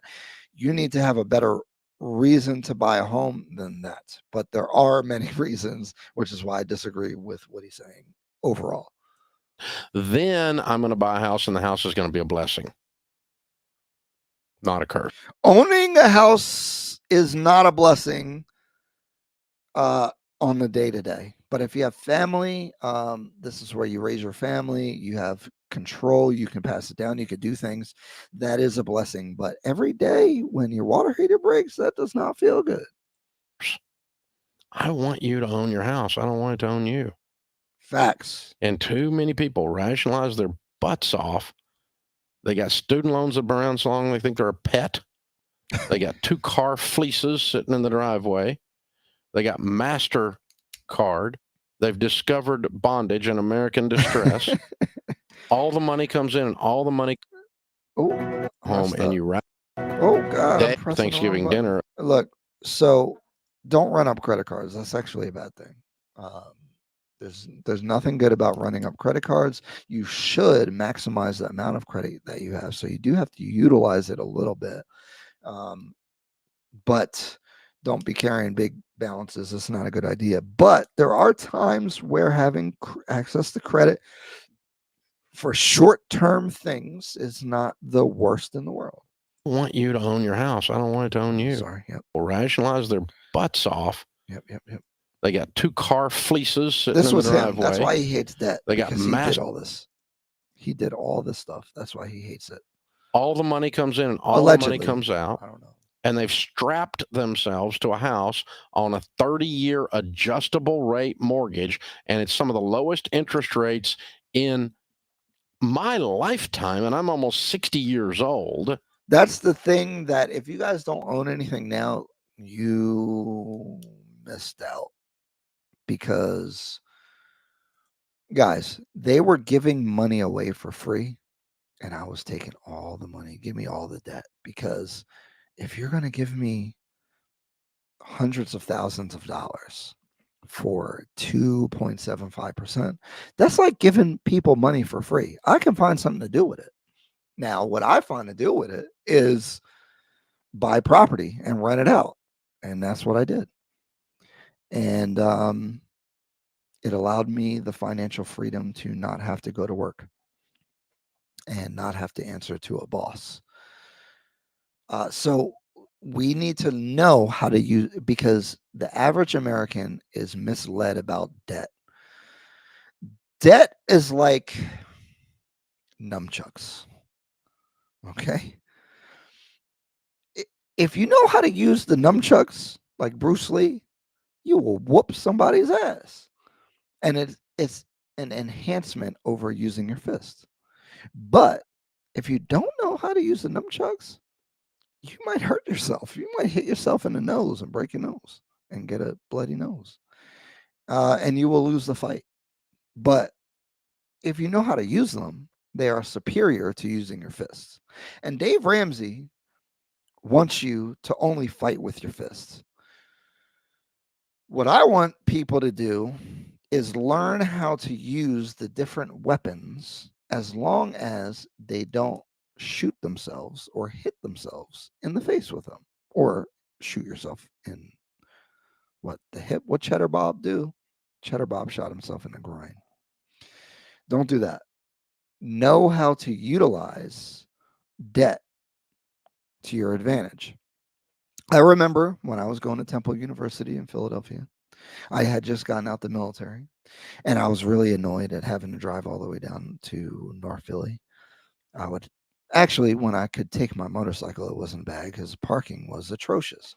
But anyway, I had a class one day, and it sticks in my mind still, a finance class. And basically, they show you a chart of what happens when you borrow money and things go well versus when you borrow money and things go bad versus when you just use cash. And essentially, when you use cash, whatever happens with the chart, so if you're making money, you make exponentially more. So like, oh, I can't wait. I'm going to bring up paint. I couldn't wait for this day. I'm going to bring up paint. Let's bring up paint. And then hold on. Let me share my screen. We're going to bring up paint. And we're going to bring, oh, hold up. Add to the stage. Let's go. Okay. All right. So let's make a graph. And this is going to make sense, guys. Hang in there with me. I'm sorry. Let's make it pretty. All right. Oh, that's a line. We don't want that. We want the line tool. Let's kind of make it as straight as possible. Oh, okay. Here's a graph. What's going to happen is here is, oh, bam. Sorry, I'm bad at paint. Here is if you use cash and you're doing well, okay? Let's call this money. Or let's call it profit. Okay? And then we're going to call this time. Okay, this might be wrong, but that's okay. Get me off of this dollar thing. Okay. This is what you would make. This line is if your business was doing good and you didn't have any problems. Now, if you borrow money, right, and you make the same profit, I need a deeper line. It goes like this. Okay, you make, this is not a good, when you borrow money, you make way more profit. Okay, does that make sense? So if I was going to make $10,000, if I did the investment in cash, I would make a whole bunch more over here. Okay, so you're making money in this area. You're making more money. But if you, sorry, that's not a good line. Boom. If you this isn't like a no, it should go like this. No, should go like this. Okay. So if you use financing, if you borrow money and you do worse, you do even worse than if you just didn't borrow the money. So basically, whatever was going to happen, multiply it by exponentially. And that's what happens when you use financing, if you borrow money. So it's not good or bad because you can make more or you could be destroyed. So if you borrow money for real estate and all the real estate does well, okay, so let me explain it better. Sorry, guys, if that was let me know if that was a trash explanation. I always use this example, okay? Let's drink some of this watered down whiskey, okay? All right, if I had a certain amount of money, say I had $1 million, I could buy $1 million property with cash and rent it out, and it made money. It did good. Okay, I could do that, and I say it makes $100,000 a year, 10%. Okay, that's cool. And I have one property, and let's assume that it goes up in value. Okay, the $1 million house next year is worth $1,050,000, 5%, I think, or $1,000,005, something like that. Okay, whatever. The idea is the important thing, not the numbers, because I can't do the math in my head. Okay, that's cash. Say the property value of that $1 million house goes down, you lose whatever the value of that house is by the amount that it went down. Cool. That's a cash purchase. But if I took $1 million and I bought 10 $10 million properties, each with $100,000 down, I would make more on the rentals overall, even after I was paying my mortgage. Significantly more, like a lot more. Also, if $10 million properties go up by 10%, that is a lot more money than just one. And it's significantly more money than even what you owe, right? Because you think it would be the same based off of the loan, but it's not. It's exponentially more. So that exponential increase, it wouldn't be just like linear. It would be exponential. So it would be more and more the more that it goes up. Hopefully that makes sense. If you guys are watching, please tell me if I'm making sense with what I'm talking about. But in the opposite scenario, if you borrowed, if you bought 10 $1 million properties and they went with $100,000 down, so all three scenarios are $1 million investment. If they go down 10%, you lose even more than if you bought the house cash. And your cash flow would be even worse because you're making debt payments at the same time as you're losing money. Hopefully I explained that well. I probably need to bring up some graphs and have some prep for that, but that concept is what debt really is when you're using it for a business purpose.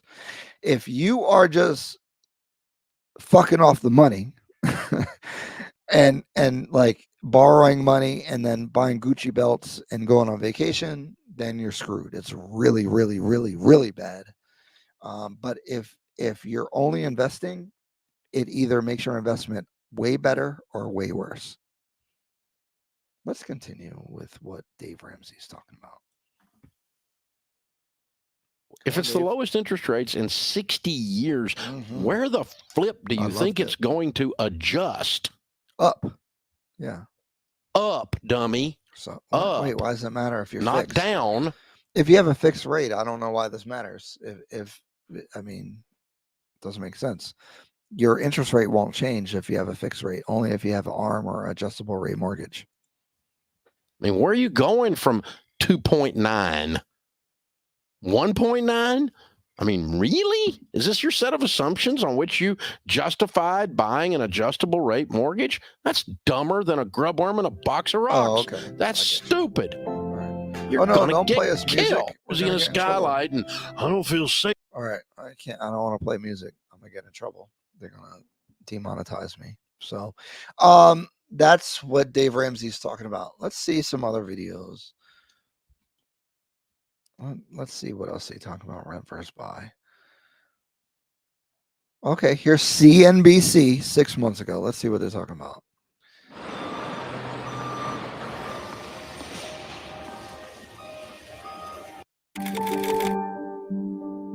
Being a single mom for so long, being able to buy a house. It was always something I wanted for my daughter, but it was always out of the picture. I was not very good with my money. I was living paycheck to paycheck. This guy?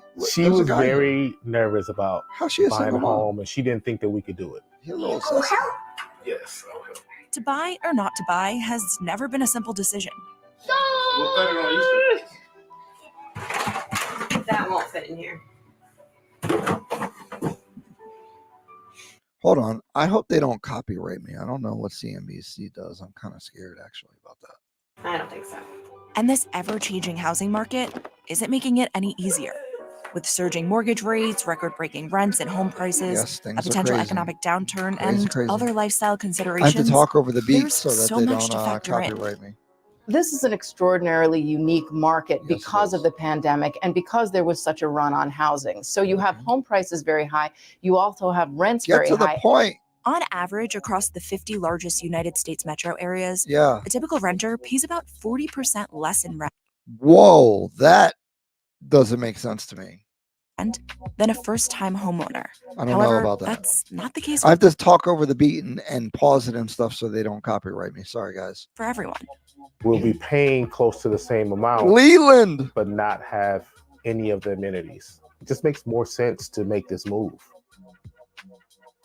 Prospective homeowners and investors often travel across the country and sometimes even the world, seeking. This is a big change that we're seeing, actually. And I'm going to play another video about this because the shifting demographics, because you can work remotely. So where you live is less important. So a lot of the Northeast, bad weather areas are seeing population declines. Meanwhile, for me, I don't want to invest nowhere but the South because that's where everyone's going. But we are seeing that where people are moving across the country to find more affordable housing, but you could still work in the New York market, but you live in Florida, Texas, Alabama, Louisiana, all that stuff, and pay less money versus paying New York prices. More affordable markets. Right now, a few of those places are Cleveland, Ohio. Yeah, I don't like the Midwest. Don't do it. I'm sorry. And that's a picture of Philly. And I don't think they talk about Philadelphia here. Pittsburgh, Pennsylvania, and Baltimore, Maryland. That's definitely it doesn't Philadelphia. matter if the market gonna crash. Why they hating not. on Philly? Something gonna happen, but we're not sure what. Maybe it's gonna be back again. Maybe it's not. We're gonna keep going doing it. It's an 18-minute video. We're not watching this whole thing, dog. Especially because they're gonna copyright us. Oh, the music. Great department. It didn't register. All right, sorry guys, I can't watch this. They're gonna ban me or demonetize and do all this stuff. Is this Robert Griffin III as a sponsored ad? I kind of want to see what it's saying. It's Audible. I'm gonna click it just because I want to see what this is. Oh, it's taking me somewhere. Beginner renting versus buying, which is right for you. Audible. That's crazy. What is that? What is that ad about? Look, my own video is here. Shout out to me with the one person watching.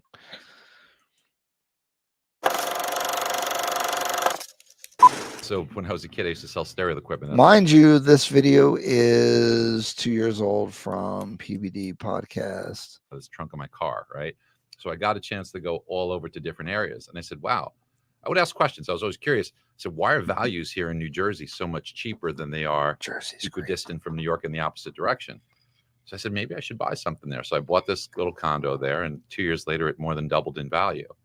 And by the time I was 25, I had invested in like 20 different properties because I thought that same place you bought at $68,000. What is it worth today? If I were to guess, I'd probably say 400, I like this 400, $500,000. I like this. Wow, 68 to $500,000. So long-term play with real estate. If you buy and hold, you're going to be all right. Population's going up, so it's tough to build. We could talk about how tough it is to build right now. How tough it is to build. See how the people that wear suits, see the guy that wears a suit gets the nuance. It's tough to build. You're not just going to get, builders aren't just going to come into a market and just start building units to equalize the market. That's not what happens. The people that wear suits get it. Actually doing the work. The people that wear suits on podcasts. For you. Yeah, well, labor is tough. That's a big one that people don't really think about. There's problems with that we can get into with the. Yo, I see you watching on Twitch, bro. Say something. Comment. I see you. Is it Squared Mo? Squared Mo? Is it you watching? Shout out to you. I appreciate you hanging out with me like a nerd on Friday night. Why are you not out? Why not with some nice ladies or something at a club. I don't Pandemic know. unemployment assistance, 9.3 million jobs. Why are you watching a video, a live stream of a struggle streamer with like 3 views talking about real estate, renting versus buying? You must want to level up. Available. We can't fill them. I mean, really, if you incent people to stay home, they're going to stay home. Now, there's a portion of the population that have to worry about childcare. So, of course, but there's a lot of people that, hey, look, you can't blame them. Yo, who's this guy in the background just on a Apple? Who does work on an Apple computer, first of all? And why is he writing things down? And why is he in the shot at all? If I'm going to make more money, if I'm going to make $18 an hour to stay home, I'll make less than that to work, and work has other expenses and his stuff. It's going to be hard. But a lot of soft costs, land's expensive. When you think about it, if you construct and the cost of your construction is, let's just say it's 150 bucks a square foot, you want to build a 2,000 square foot home, you're already at $300,000.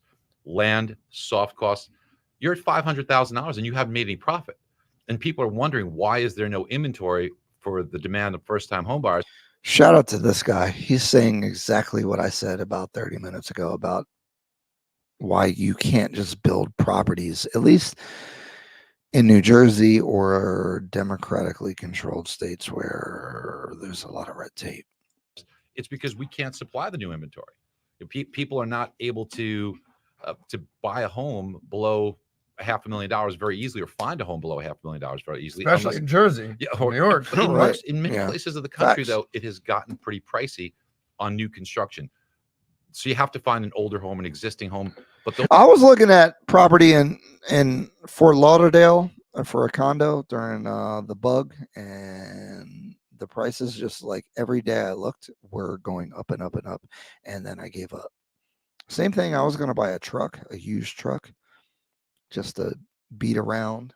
Every homeowner should probably have a truck, and the prices of those are crazy now too. Those aren't coming up on the market because somebody has to sell that, which means they now have to buy a much more expensive home in a tight inventory environment. Yeah, then they just came out with the average price of home officially is at $350,000. It's like $450 here in New Jersey right now. So that was 2 years ago. It's even crazier. This is as of I think this article we talked about last week, Kai. $350 is the average price of home today. So I want to talk about that because it's not the average, actually, it's the median price, and there's a big difference there. And the media oftentimes messes this up because what they'll say is that's an increase of almost 25% year over year. Okay. So they're saying real estate's it's going to bubble because it's up 25%. That's not the case. Never bubble. Median means that half the sales above it, half the sales below it. No inventory on the lower end. It's down 35% in sales because there's no inventory. Homes over $1 million are up more than 200%. Over 100, over 750,000, 180% increase. In how long? In what time period? In the last year. Okay. So that makes me think of this concept that is definitely been a cornerstone to everything that I've done in business recently, is that the only people, it's called the barbell economy. So if you think of a barbell, it's big on one side like this, and then it's flat, and then it's big on the other side like this, right? And basically the middle class is being decimated, destroyed, annihilated, crapped on. And so playing the middle is horrible. The high end is going way up. Everything luxury, everything expensive, way up. Everything entry level, everything as cheap as possible, super competitive, way up. And when I say way up, I mean there's a lot of activity there and a lot's happening. In the middle, you're screwed. You're like not getting anything. And so like I tell business people this all the time: do not play in the middle. You will lose. If you're going to have a product or whatever you're doing, play to the top or to the bottom, because the middle class is non-existent. And it just like either go luxury, high end, or go cheap as possible, efficient.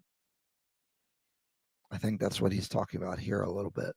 So the median home price has been skewed much higher based upon the mix of sales. Got it. Actual appreciation is 13%. Now, we just got new numbers today, which I'm not privy to as of yet, but year over year it's about 13%. It's still hotter than we'd like. Okay, That's but it's 2 not years. 25%. So 13% 2 years means a ago. $300,000 house. Last year's $339 right now. It's exactly right. Yes, correct. Yeah. Okay. I mean, He's got that's a calculator built yeah. in So his head, you that's got what so just okay. happened So there. so if Thanks, we're Adam. looking at that being the price. So is today a good time? The whole thing. Let's stay on what you just 2 talked years about, ago, so is to kinda today get a good the time? builders. Who's taking the biggest hit right now? Because when I talk to GCs, and I say house business, GC general contractors, They're house making a lot business. of money. Oh man, we're like, we can't even. You got Can't keep 6 up. months, 12 Yeah. months. Like we got people want our business right now. Who's winning right now? Who's losing right now because of what's going on with real estate? Well, if you look at some of the earnings from builders, they're skyrocketing, right? Lennar just came out with earnings that's skyrocketing. So they're certainly in a very strong. So I listen to the big builders in the country, their earnings calls. So if you guys didn't know, any public company has earnings calls, and any person can listen into the earnings calls. So if they're on the stock market, you can go on their website. If you go to investor relations and you look up the earnings calls, you can listen to the old ones, or you could, on the day that they have the earnings call, you can log in and listen to it, and they will.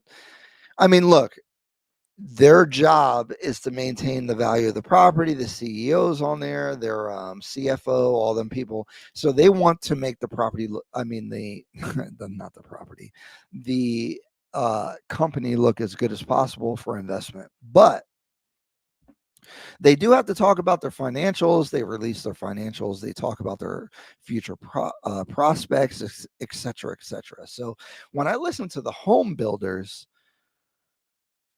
they always say, we don't have enough labor to be able to build more houses. Meaning, if they're making so much money, but they could make even more money if they could build more houses because of the market, but they literally just can't build enough because there's not enough people to build them. That goes into the whole argument of we don't build things anymore, and illegal immigration, and like no one gets into the trades and all that kind of stuff as far as economics. But like, try to hire a plumber right now. Like, it's hard. I flip houses and I don't have a plumber. I have an electrician, but I don't have a plumber. So it's really tough to get skilled trades and laborers. So that's what these companies are talking about. Let's continue. Strong position, even though costs are higher. They've put in the contracts escalation clauses and things like that that can protect them. So people that are buying homes for X amount on the contract wind up paying more by the time they go to closing. Guys, don't ever do an escalation clause to purchase a property, because it is the dumbest thing ever. It's like an escalation clause will say, hey, I will pay $250,000 for this house, but if you get offers up to $300,000, we're willing to match them. That's like going to a used car salesman and saying, all right, I'm going to buy this car for $25,000, but if there's a lot of demand for it, I'll pay $30,000. What do you think is going to happen? Now, realtors aren't supposed to lie. That, you know, they're not supposed to. But if I receive an escalation clause and I'm on the listing side, I say, we'll accept your offer at $300,000, not at $250,000. Do you want to do it or not? And they're like, do you have other offers? Yes, I do. And now you need to have other offers to be able to do that, because you can't lie. But I don't have to tell them what the prices are. So, like, why would you go to the car dealership and be like, this is how much money I have, but I want to spend less? You're going to end up walking out of there spending the most that you told them. Continuing on, don't use escalation clauses. So I don't know if it's a win, because you could also say somebody who purchased a home a year ago, they won too, right? So, and I think if you buy a home today and if you don't do it unwisely, you will continue to be a winner, because I see real estate values continuing to go higher. Define I do too. So people talk about a housing bubble. There is no housing bubble, but you could put yourself in a housing bubble. Oh, if there's a home that's valued today, tell me more. Are you ready for retirement? Oh no, I need Our the free retirement upgrade. planner shows That's you where crazy. you the real value, if you would get an 5 appraisal or an seconds of my automated life. valuation model, and it's $400,000. The seller is going for the moon. They're going to put it up there for 450. Whoa. And if you get emotional in your transaction and you start competing against a couple of people, This and you does pay happen. $525 for a home that's worth 400, you put yourself in your own How do you pay $525 for that when is the appraisal going to come in? housing bubble. There's not a housing bubble. I mean, if you pay cash, you can, but if you're getting a mortgage, you need an appraisal. They shouldn't let you go that crazy. Shout out to the Terramano on the table. What's going on with that? But you just bought unwisely. What's the alternative, though? If there's nothing in the market. Do they have a deal with The Rock? What, like, why is there tequila on their table? What's going on?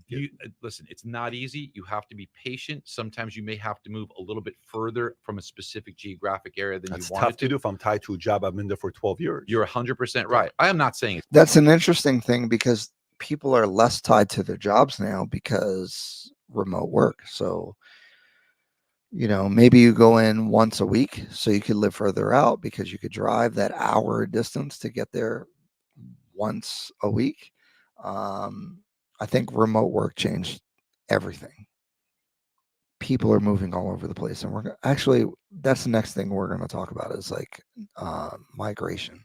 It's easy. Yeah. I'm saying that there are certainly many challenges here, but you have to be able to. So we created this tool, by the way. This guy's legit, by the way. I like what he's saying.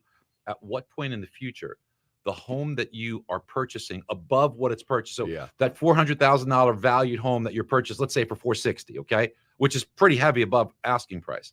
When in the future will that home be worth $460,000? Is it 8 months? Is it 24 months? Is it 30? Or is it 8 years? If it's 8 years, maybe you should think. Makes no sense. But there's certain markets you will catch up within a year or two. You might say, okay, I might be into that. Got it.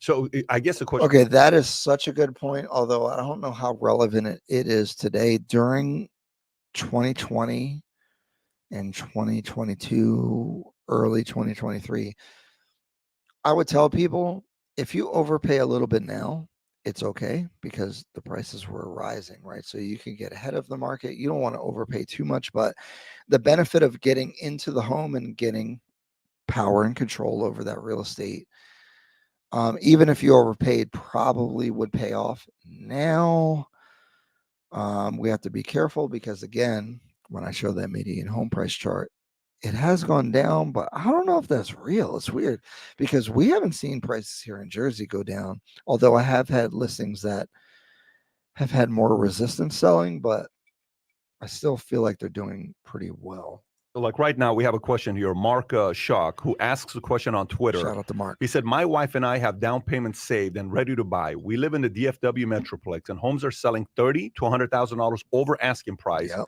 At times, all cash and no inspection. Oof. Should we buy now or wait a year or two? Will the market get better? Better is relative terms. So will it get more expensive? Yeah, it'll get more expensive. So should you bite the bullet? Yeah, you have to really, every home is different. There is no blanket result because you. Let me just say this video was done 2 years ago and is better advice than what I gave. And actually is if you had taken his advice 2 years ago, this would have helped you. You would be in a better situation and you'd be like, dang, I'm glad I did that.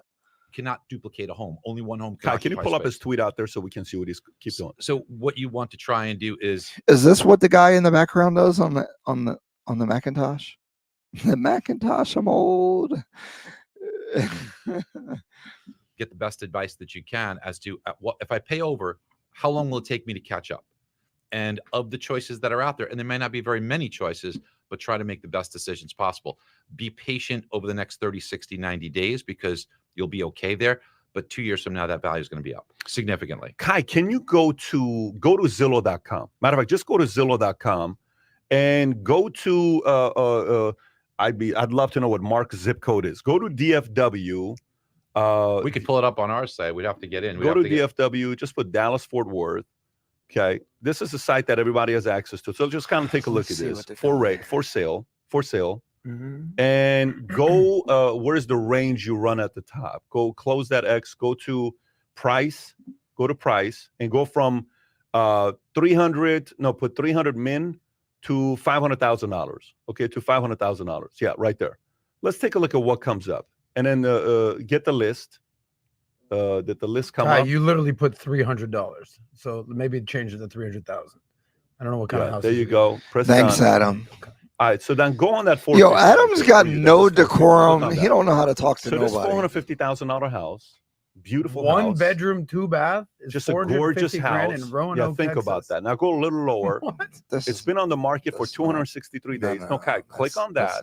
Click on the house you were on, and just go lower. Go lower on the right side, right there. Keep going lower, lower, lower, Hold lower. on, grab that MLS number for a This second. is a bad example. Just above it. Go This is a horrible. Looking like a true crystal I'm ball cringing. champion. Yeah, One, one, four, one four, I'm triple four, cringing. nine- No, we put have that to in. skip this. 450. It's one bedroom. This is an accident. Like a 5 bath, Here we go. 2256. Go a little lower so you can get the MLS Let me number get the right there. MLS number. 1460 This makes more 5521. sense. 4 bedrooms, 5 Okay. baths, 2,200 square feet. 1460 5521. Go 2250. lower. Go lower. Just go all the way down, Kai. Keep going and That's to see the expensive. numbers, what it looks like. For the South. Lower, Kai. Okay, For right Dallas. there. 491 just went into the market. No tax history available. You're looking at 499. So this house, assuming this house, does it show what year was built? That's a nice house. It looks like a new build.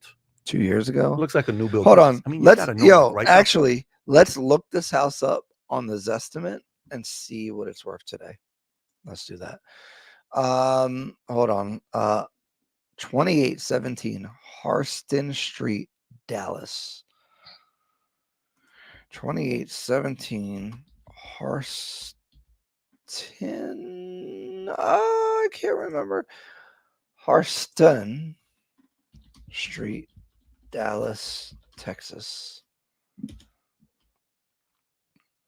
Zillow. I don't have a big beef with Zestimates, by the way. So that was 2 years ago. Now it's saying about $470,000. And what was it? Oh, down? No way. No way. How is this possible? Look, they're building a house right next door, too. I can't believe this. I really don't believe it.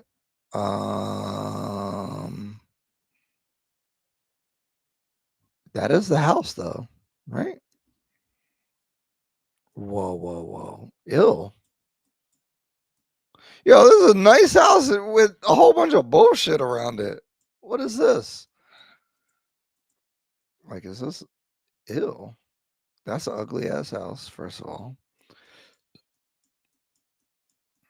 And then, but this is a new construction next to it, I guess.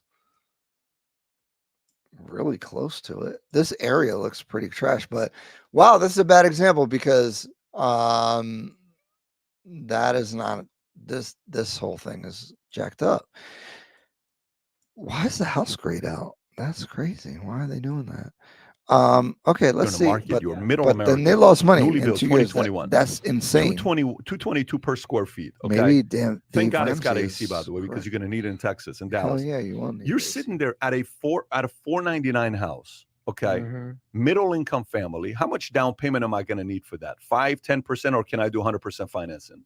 3.5%. You can do today's 95, 97% financing. Okay, let's just say 95% financing. 5% on 500 is 25,000. I need to put $25,000 down, which may not seem like a lot of money. It's a lot of money for people that are making 70 grand a year. Not a lot of people have $25,000 down payment just put up there. True. Okay, so you put $25,000 down. Your payment on. Let me just say this is an interactive show. If you guys have questions, talk to me nice, ask me questions. Let's have a conversation. It could be about anything.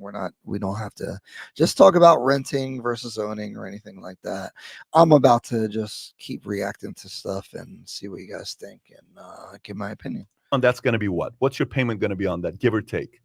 Is it fair to say your payment on a Like $500,000 $2,500? $2,500 a month? You're doing it at 5 times. I see what you're doing. So $2,500 a month, which is not bad, and you got to put $25,000 down. Estimated monthly payment 27 for a $500,000 house in Dallas, Texas. Okay, yeah. So the challenge becomes some people now on the flip side of it are saying, well, you should buy. Realtors are saying the complete opposite. Buy today because money is so cheap. Don't worry about the price of the house. Buy it because interest rates are so low. I mean, look what these bigger guys are doing. They're going buying $5 billion. Hold on, no. This was 2 years ago, and I know I'm kind of wrong based off of what we just looked up with that particular property. But 2 years ago, 2021, Q2 382. They should be up 382 to 431. That's the difference from 2 years ago. So maybe the Dallas market is a little different, but interesting. And this dip has not been addressed. I have not seen anybody talk about this dip. The problem is New Jersey median home prices chart. Let's see if we have a New Jersey chart. Does New Jersey track with this dip? A little bit. Not really, though. The average price in New Jersey in September was what is this, median or average? Median is 493,000. As an agent that helps a lot of first-time buyers, I don't have that many transactions at that amount or higher. Isn't that crazy? All right. Anyway, let's continue. Dollars of land and properties, and they're paying 25% above market price. Blackstone and BlackRock. Blackstone. And If they're doing it, why shouldn't we do it? Because money is so cheap. What do you say to that? I say, yeah, money is cheap now, but it's also money is cheap, which has helped boost prices up. It's like a lever, money goes down in the cost. Yep. So that's going to help push prices up and escalate them. The thing is that if you put yourself in a position that's over your means, it becomes more problematic for you because you want to make sure you can still make those payments. And if you pay much more for the house than you're able to handle, what happens if you run into trouble? What happens if the price of that, whatever, turbulence within that area? There are risks involved. I do think overall real estate values definitely go up, and I'd suggest to people to try and purchase that home. But also one of the things you'll see on there is how many square feet. Can I just say that I think this guy is the epitome of like the tenor, tone, and way that you deliver information to clients. I mean, he's on a podcast, but I would feel very comfortable talking to this man about my goals and what I'm trying to do, and like if he was in a sales position, right? Because I feel like he's earnestly telling you the information, and it's very conditional. So it depends on what you want to do, and that doesn't translate well in media, right? Like, it's really good to have bombastic opinions like, you should buy a house, you should sell a house, it's going to crash, it's going crazy, you're going to get rich. But in real life, like the way this guy is speaking is exactly like, that's a green flag. If you talk to somebody and they ask you more questions, if you're talking to an agent or you're talking to a loan officer or anybody selling you something sophisticated, even a car salesman, if they start asking you a lot of questions and then saying, well, and then say you ask them, well, what's the best type of car to buy? Well, they're going to ask you more questions and they're going to say, well, if conditional. Those are really good people, because we need to figure out, as a salesperson, we need to figure out what your goals are and the solution to the reason why we're speaking. People think sales is make money, sell, make people take the thing that you're selling. I think sales at the highest level is solving people's problems. So, or accomplishing the goal that the person that comes to you is looking to solve or looking to accomplish. To do that, you need to know what they want to accomplish. So you have to ask them. You have to figure out what they want to do. And then you're going to propose options and allow them to make a decision. So I think this is a great example of the type of professionals that you should talk to. Matter of fact, all right, now let's just keep listening. Home. So that home was going for less than $200 a square foot. $222. $220. Okay, so $222 a square foot.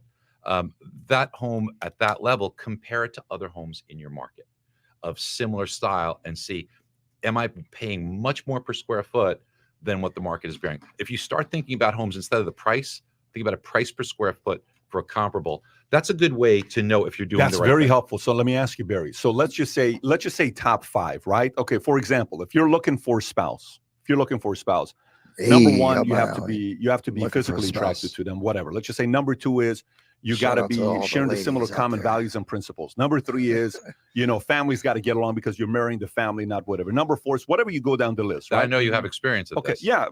Many people ask me these questions. So if I'm asking you, what are the top 5 markers for me to look at? Would you put price per square? Randomly, I do want to say Patrick Bet David, PBD, is a good role model, and he talks about raising kids and finding a wife and all that kind of stuff. And I think of all the people to listen to on the internet, he's top 5. Feet of the house, number 1, or what would you put at number 1? Well, you have to live there, right? So while the economics definitely are going to play a major role, the house. This is your home. So does it fit for your lifestyle? Let's figure that out. Let's go through it. See these conditionals? We're all taking notes here. All right, well, good. Well, good. Fit Yo, oh man, I skipped it. Your first girlfriend. I'm going to show you a way to potentially make money by pairing Amazon with the power of AI. With girlfriend's 3 years. If you marry somebody, it's 10 years. All right. Conditionals. Conditionals aren't good for sales, but they are good if you're really trying to help somebody. So when people are like giving you a lot of conditionals and asking a lot of questions, it's a green flag. Okay.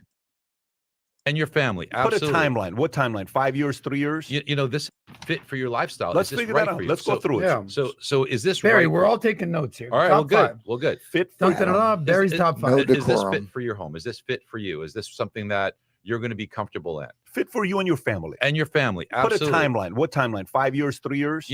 This is an interesting one. So the average time someone lives in a home, if it's a first home, if it's your first home, your average time is 3.5 years. If it is a home that is more not your first home, it's over 9 years, 9 to 10 years. That is the typical average time you spend. So starter home 3.5 years. Yeah. Yes. Guys, notice that number is always different when it's repeated by other people. I've heard the 3 years, I've heard 5 years, and then Grant Stefan previously said the average overall is 13 years. I don't know what to make of that, to be honest. Second home, almost 9 to 10 years. Yeah. So it's kind of BS. I don't know. I think 5 years for a starter home probably makes sense, though.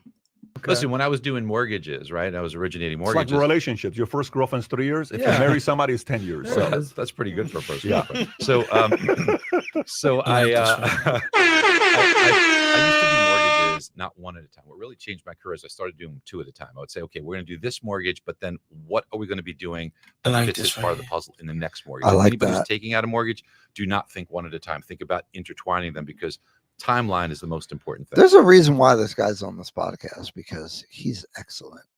I don't know nothing about this guy, but the way that he is talking, that's how your professional should talk to you.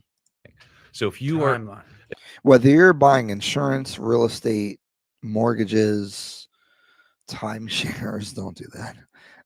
Your travel agent, I don't know. The way that he is speaking, that's what you want. If you think that this home will be right for your time horizon, then yeah.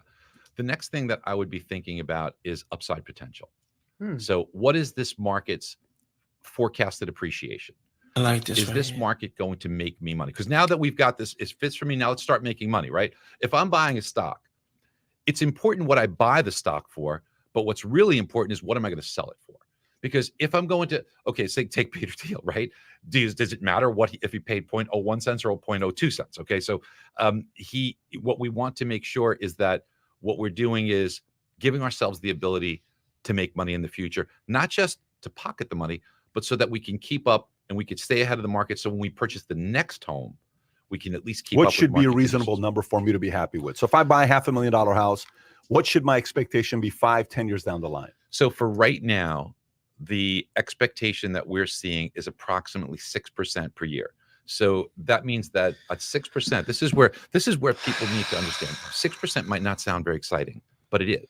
So Graham Stephan was talking about 1%. He's talking about 6%, which seems a bit more reasonable. I said 5. We're at 30 in the last 3 years. So what's that? 10% a year?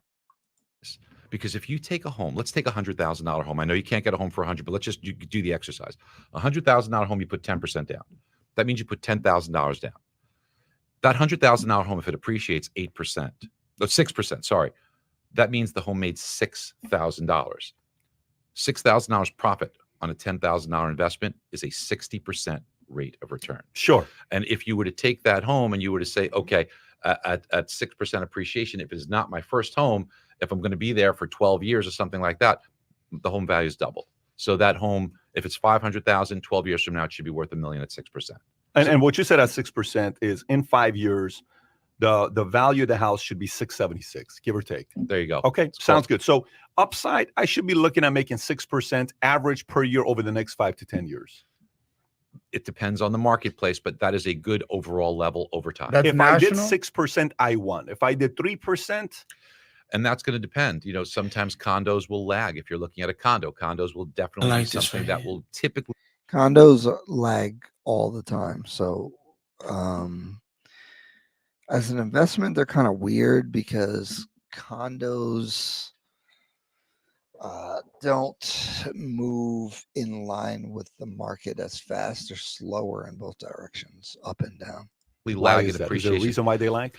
Well, they don't appeal to everyone. It's not as broad of an audience. It's a little bit more segmented audience, and there's more restrictions. And you're not going to get typically you're not going to get as good appreciation as you would if it was a detached single-family home. Okay, so number 1, fit for your family, timeline 3 to 5 years. Number 2 is time horizon, which we kind of talked about. Number 3 is upside potential. And what's 4? Number 4 is going to be making sure you buy it right.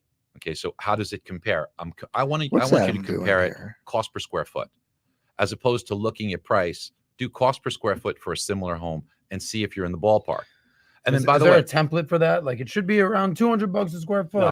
I feel like cost per square foot is kind of obvious, even though you don't think about it, but it's probably something that you should look at. Most of the real estate websites will give you the breakdown of cost per square foot. It has to be very. The problem with real estate is you don't always know exact square footage because the information could be wrong. Location. Correct. Now, by the way, those are all the tools that we create for more. Because like square footage, if you have a finished basement, don't count on public records. So it's a little iffy to look at that. Mortgage professionals to help them do this in a second on their phone. But the thing that I think is very important for individuals who are looking, if they're going to make this purchase and they're going to find something that is at least comparable and they have to pay over, then you look back at one step and you say, okay, what's my upside potential? Does it pay for me to pay over asking price if in 5 years it's going to be worth this and I'm paying that? I still get to make a lot of money. So if you're going to make, in the example you said, so it goes to 700,000 from, let's say, 500 in 5 years. So 5 years, I make $200,000. If I pay $20,000 over asking price, that seems like a good gig. Okay, that's a reason. But it's knowing that you're going to get that 6%. That's my argument. In the next 10 years, your house is going to be worth a lot more. Right? So even if you pay a lot with interest and the price, you have the opportunity to refinance down. And we're going to assume that houses are for rich people. So if you want to be a rich person, you probably should own a house. It's that simple for me. Over the next 5 year period, and nobody knows that number. Nobody knows what's going to Nobody happen. knows, but you can make educated guesses, and a lot of them are based on demographics. I'm wrong. When we accurately A lot call of them are based on demographics. Yes. So when we accurately called the bottom of the housing market, and we also called. So this was really interesting because when I was on TV, secretly, this is why I like Africa's real estate, right? Because their population age is very low and the future is bright. So I feel like you're back in the 1980s and you can buy real estate in New York for 1980s prices for today. But I'm making a trip. I'm going to do content about it. And it probably is content that no one else has done. So we'll see. TV talking about there's going to be problems in the housing market. I used to get like a lot of hate mail. What do you mean? I said, don't take mortgages with negative amortization. Don't take interest only. People say, oh, this project. And we didn't like the housing market. I actually sold my company because we did not like the way the housing market was. Whoa And there. one of the main reasons was you looked at demographics. So let's just take the demographics today. The median age of a first-time home buyer is 33 years old, which means they were born in 1987 or 1988. Millennials got screwed. They never got the opportunity to the American dream. That's why the demand for houses is so high now, because a lot of us, I was born in 1988. I did well because I was in the military, saved money, blah, blah, blah. But most of my peers are just now able to be like adults. Like they're able to buy a house or live on their own. They're able to cohabitate. They're, all that kind of stuff. Back in the 40s and 50s, like you could buy a house, in your 20s, early 20s. Now you got to be 30 and a great job, $100K a year to be able to buy a house. And that's why my narrative that you're going to have to be a rich person to own a property, I think is going to come true, because the average age of home ownership is just going to keep going up. The average age is going to be like 50 years old by the time you're able to own property. And I just think if you can get in now, you're going to the real estate market is going to pull you into the upper echelon of society. Because again, we have the barbell economy where either you're rich or you're poor. And so if you own assets, either real estate or a lot of stocks or some kind of business, you're going to get pulled up into richness. Meanwhile, inflation is going to destroy everybody who doesn't own anything. And that's why I think if you're not going to do anything else, at least buy a house. Look at the birth rates from 33 years ago. What you'll discover is that 32, 31, 30, 29 years ago, the birth rates, for whatever reason, skyrocketed. That tells us that in the next 4 years, there's going to be an enormous influx of first-time home buyers. And that is going to similar to what happened to boomers. That's exactly right. Well, it's because these 33-year-olds are millennials. They're the kids of the boomers. In the 70s and 80s, real estate now was hang on. booming Now, when in 2006, when we said we don't like the housing market, and remember, it was still pretty good in 2006, so we're a little bit early, right? But we looked at the demographics, and we saw that in 1973, there was a plunge in birth rates. So we knew the amount of first-time home buyers coming to the market was going to be significantly depleted. There was a reason for that, because in January of 1973, abortions were legalized. Birth rates plummet. And 33 years later, you don't have people to buy homes. At the same time, builders built the most homes they ever put up, nearly 2 million homes that they built. So you had overage supply, not enough demand, prices were crashing, too much liquidity in the market. People were looking for where to put it. So what did? They had to crank up the volume. So they took buyers who really shouldn't have bought a home, fog up a mirror. You can have a mortage. And no income, no assets. 06. No income, no asset, no job. Right, exactly. 580 FICO scores, zero down. What could go wrong? I mean, really. So what they did was they cranked up the volume, issued a lot of mortgages, and it wasn't the mortgage lenders. It was Wall Street putting out this money saying, hey, you got to fill these commitments. So they just allowed the regulations or the compliance for those to be very loose. And what you had was a big housing bubble that occurred. That's interesting. Abortion laws affected real estate 30 years later, 32 years later, 33 years later, 2006. If you're in any kind of business and you're not looking at demographics, you really need to do that. Okay, so let's go through it again. So now I asked the question, what should a buyer look at before buying a house?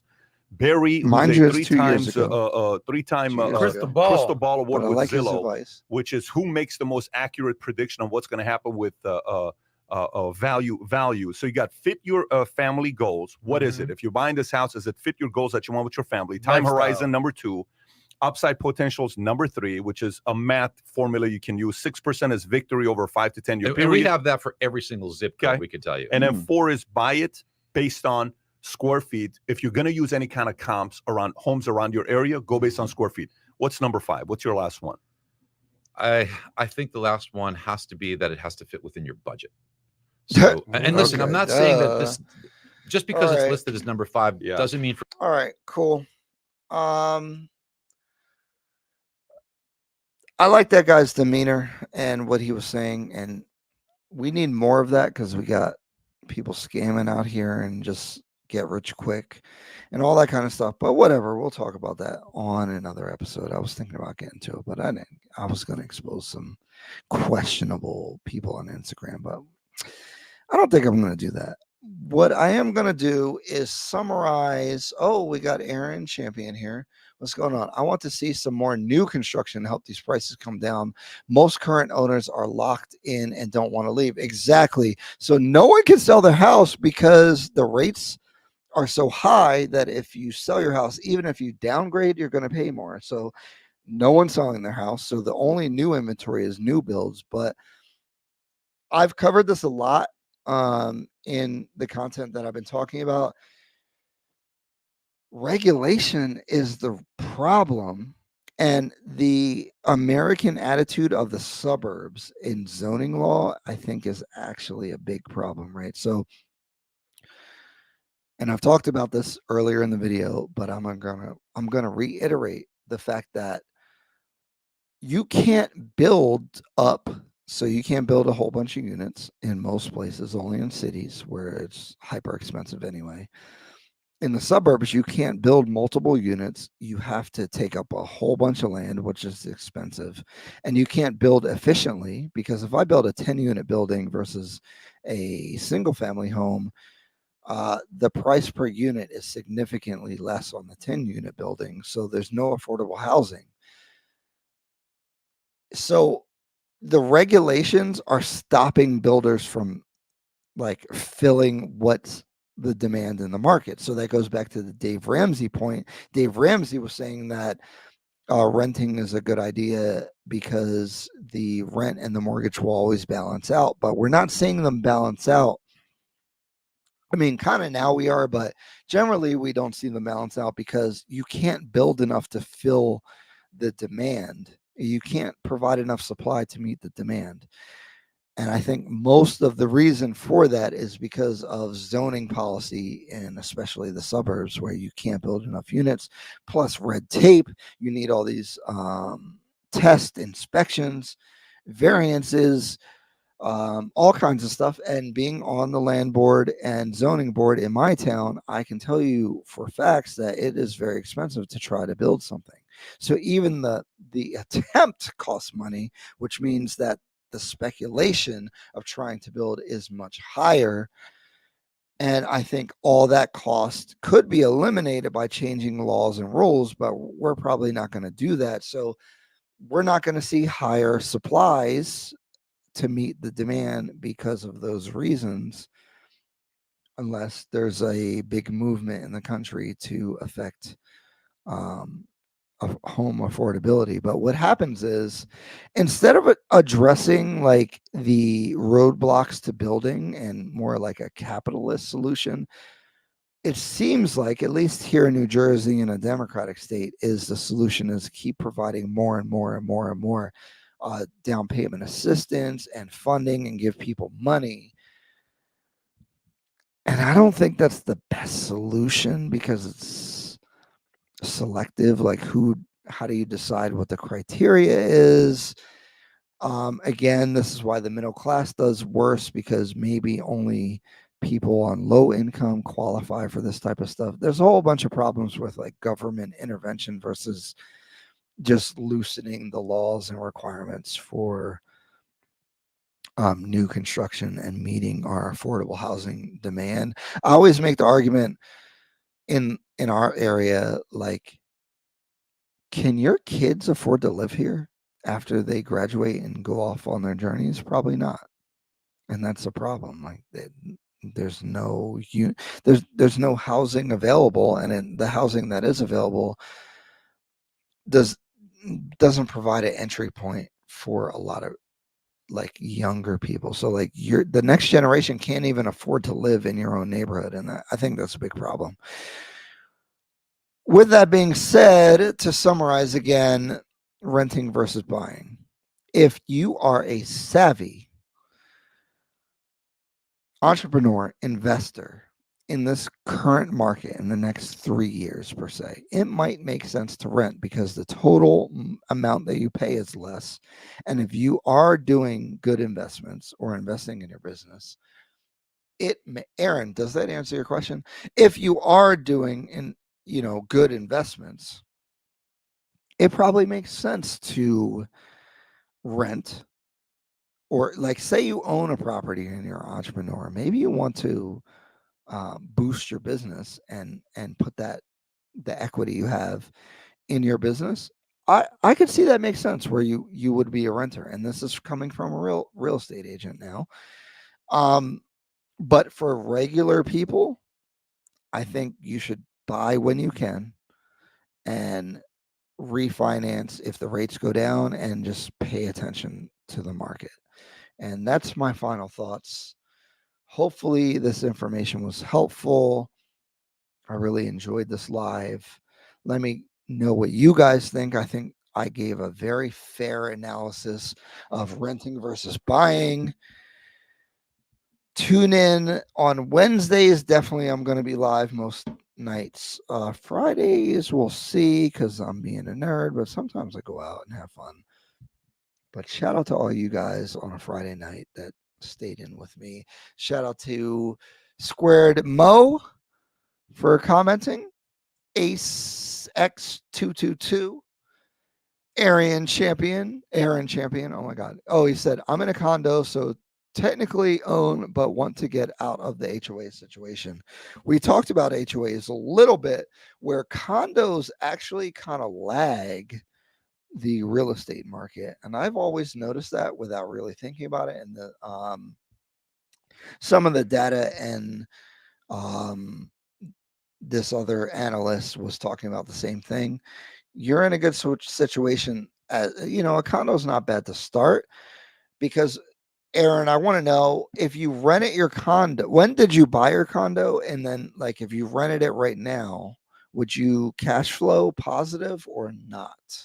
That's something that I would be curious about because you could leverage your condo's rental income. Now, you got to finesse it a little bit, but you can leverage that into your debt to income ratio to be able to buy your next property. And I always say owning property is beneficial because that condo's value will go up, probably not as much as the national average, but you'll be happy that you still own it years from now, especially because typically condos have lower maintenance. 2017, and I could definitely cash flow. So, you should hit me up. Like, if you don't know how to do this, but if you're serious about, like, if you're serious about getting a single family home, right? Like, you're probably a little bit older, and to do that, actually, comment. Let's see. My plan is actually just that: buy a house and rent the condo out. Exactly. The order of operations and the way you deal with the mortgage company can be a little tricky because they may not want to include your condo potential rent into your debt to income ratio, because it's going to be hard to buy based off a debt to income ratio if they're counting the condo against your income. But there's not ways around it, but ways to address that could be beneficial to you. And that's why this information is critical, and we need this information because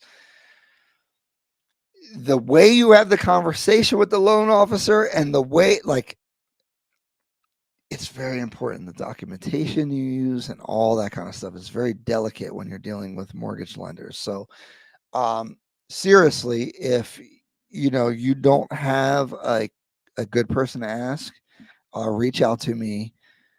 Put a comment in the video or reach out to my Instagram. It's Ryan Fagan _real estate. I'll put it in here.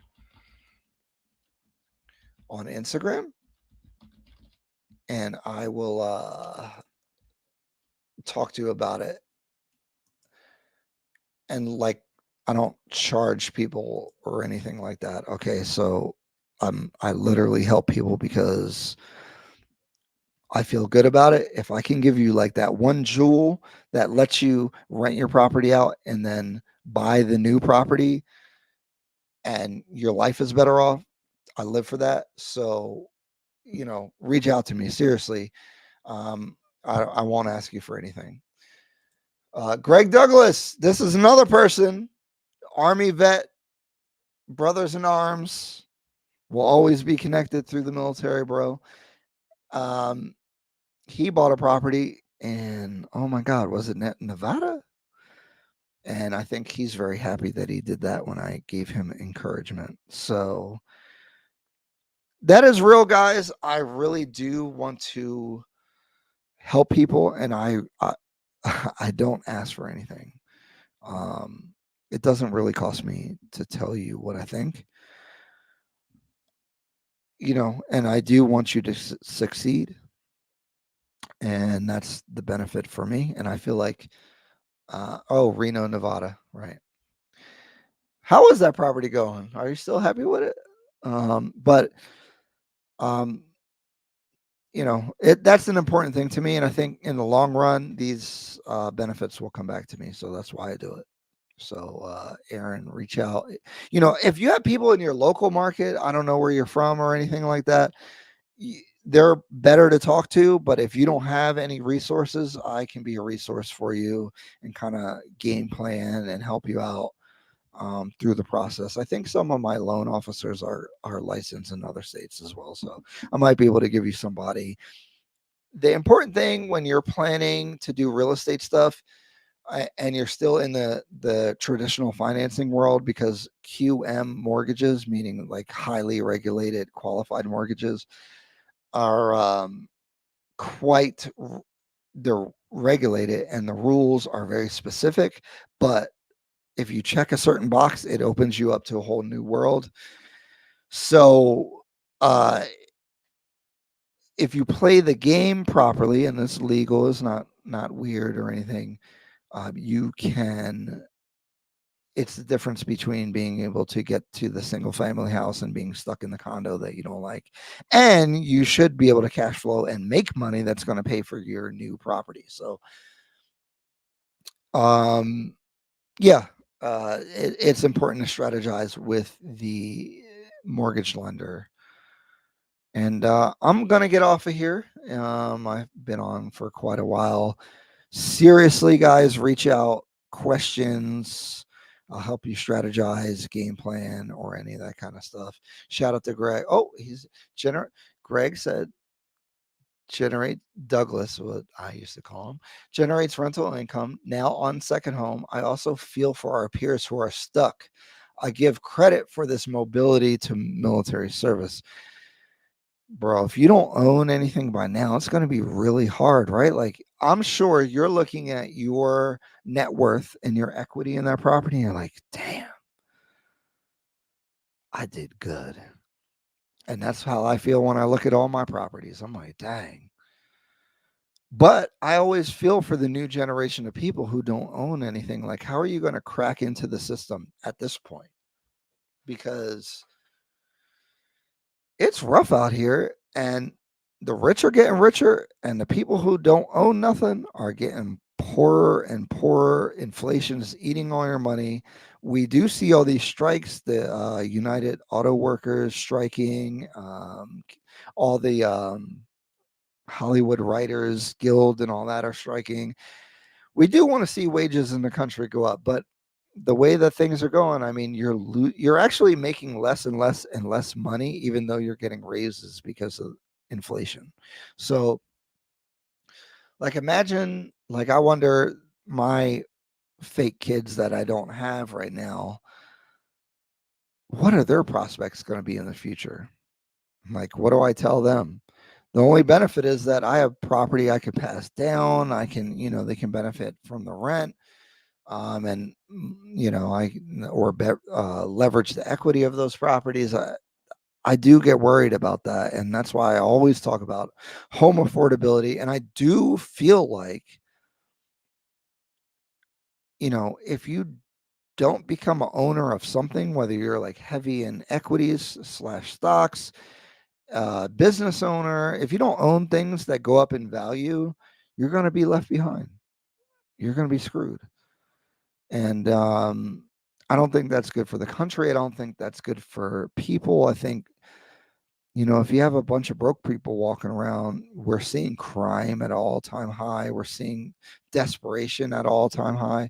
And I always say, eventually, people are just going to flip the table, meaning they're going to eat the rich. They're going to come after the people with money, I really get concerned about that.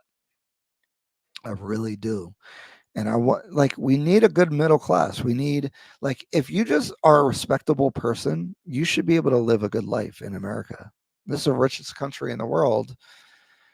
You should not be a glorified peasant working for corporations and the man. Obviously you're better than a medieval peasant because you can go on vacation and stuff like that. But God damn, I mean, it's not the greatest lifestyle to live. You don't have a lot of freedom, and I think that's a problem. And I want to see people smile. If I go to Walmart, I want the people working there to not be in desperation mode.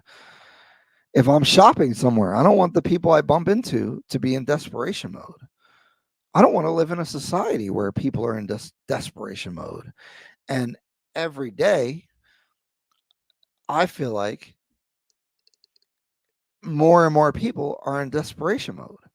And if you want to be totally selfish and be a hardcore capitalist, which I'm all for capitalism.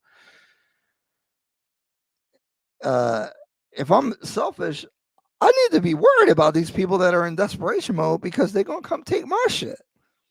I mean, if you got a whole bunch of people that have nothing to live for, especially if they feel like, they've been honest, they played the game the right way, and their life sucks. Those are dangerous people.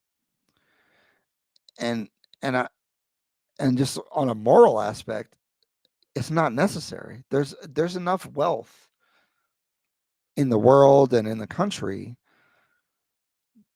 and the word distribution is controversial, but the wealth should be spread out in a way that if you do the right things in life, you should not be struggling desperately. You might not get a Lambo, and I know that's another thing, is everybody wants to be rich, but a good middle class life, you can be married, have kids, vacation, leisure, all that kind of stuff. You should be able to do that in America. And it used to be like that, and it's gone away. Arian Champion says facts. And I get worried about that. And all I can do as a 35-year-old Army veteran, real estate expert, real estate investor of over a decade, is share what I know so that other people have a chance. And I'm passionate about that. So that's my why. And hopefully this live has been helpful. Real estate content's tough, man. How do I be entertaining while talking about stuff that people don't care about? I wish more people cared about it, because I feel like, I have a bit of a duty to share what I know, and hopefully I can help people. I know Greg Douglas, which, man, we haven't talked in a long time, bro. We should talk. But I feel really good about myself that I've been able to help real people in their real lives. I know, Greg, you're married, right? You have kids now and stuff. Like that is so cool to see. And it's weird, like, you know, and I'm not taking credit because dude is like super smart already. But we, you know, if you didn't buy that property and now you're on the second property, what would your life look like? What would your kids' life look like? What would your wife's life look like? That matters to me, like in a real sense. And so, you know, I don't know. That I don't know how to describe it more than that, but that is important, and I understand the gravity of these decisions that go beyond money. So that's all I got to say. Hopefully this information was helpful to you guys. Comment, like, subscribe, share the video. I'm going to work on clips, and I'm out.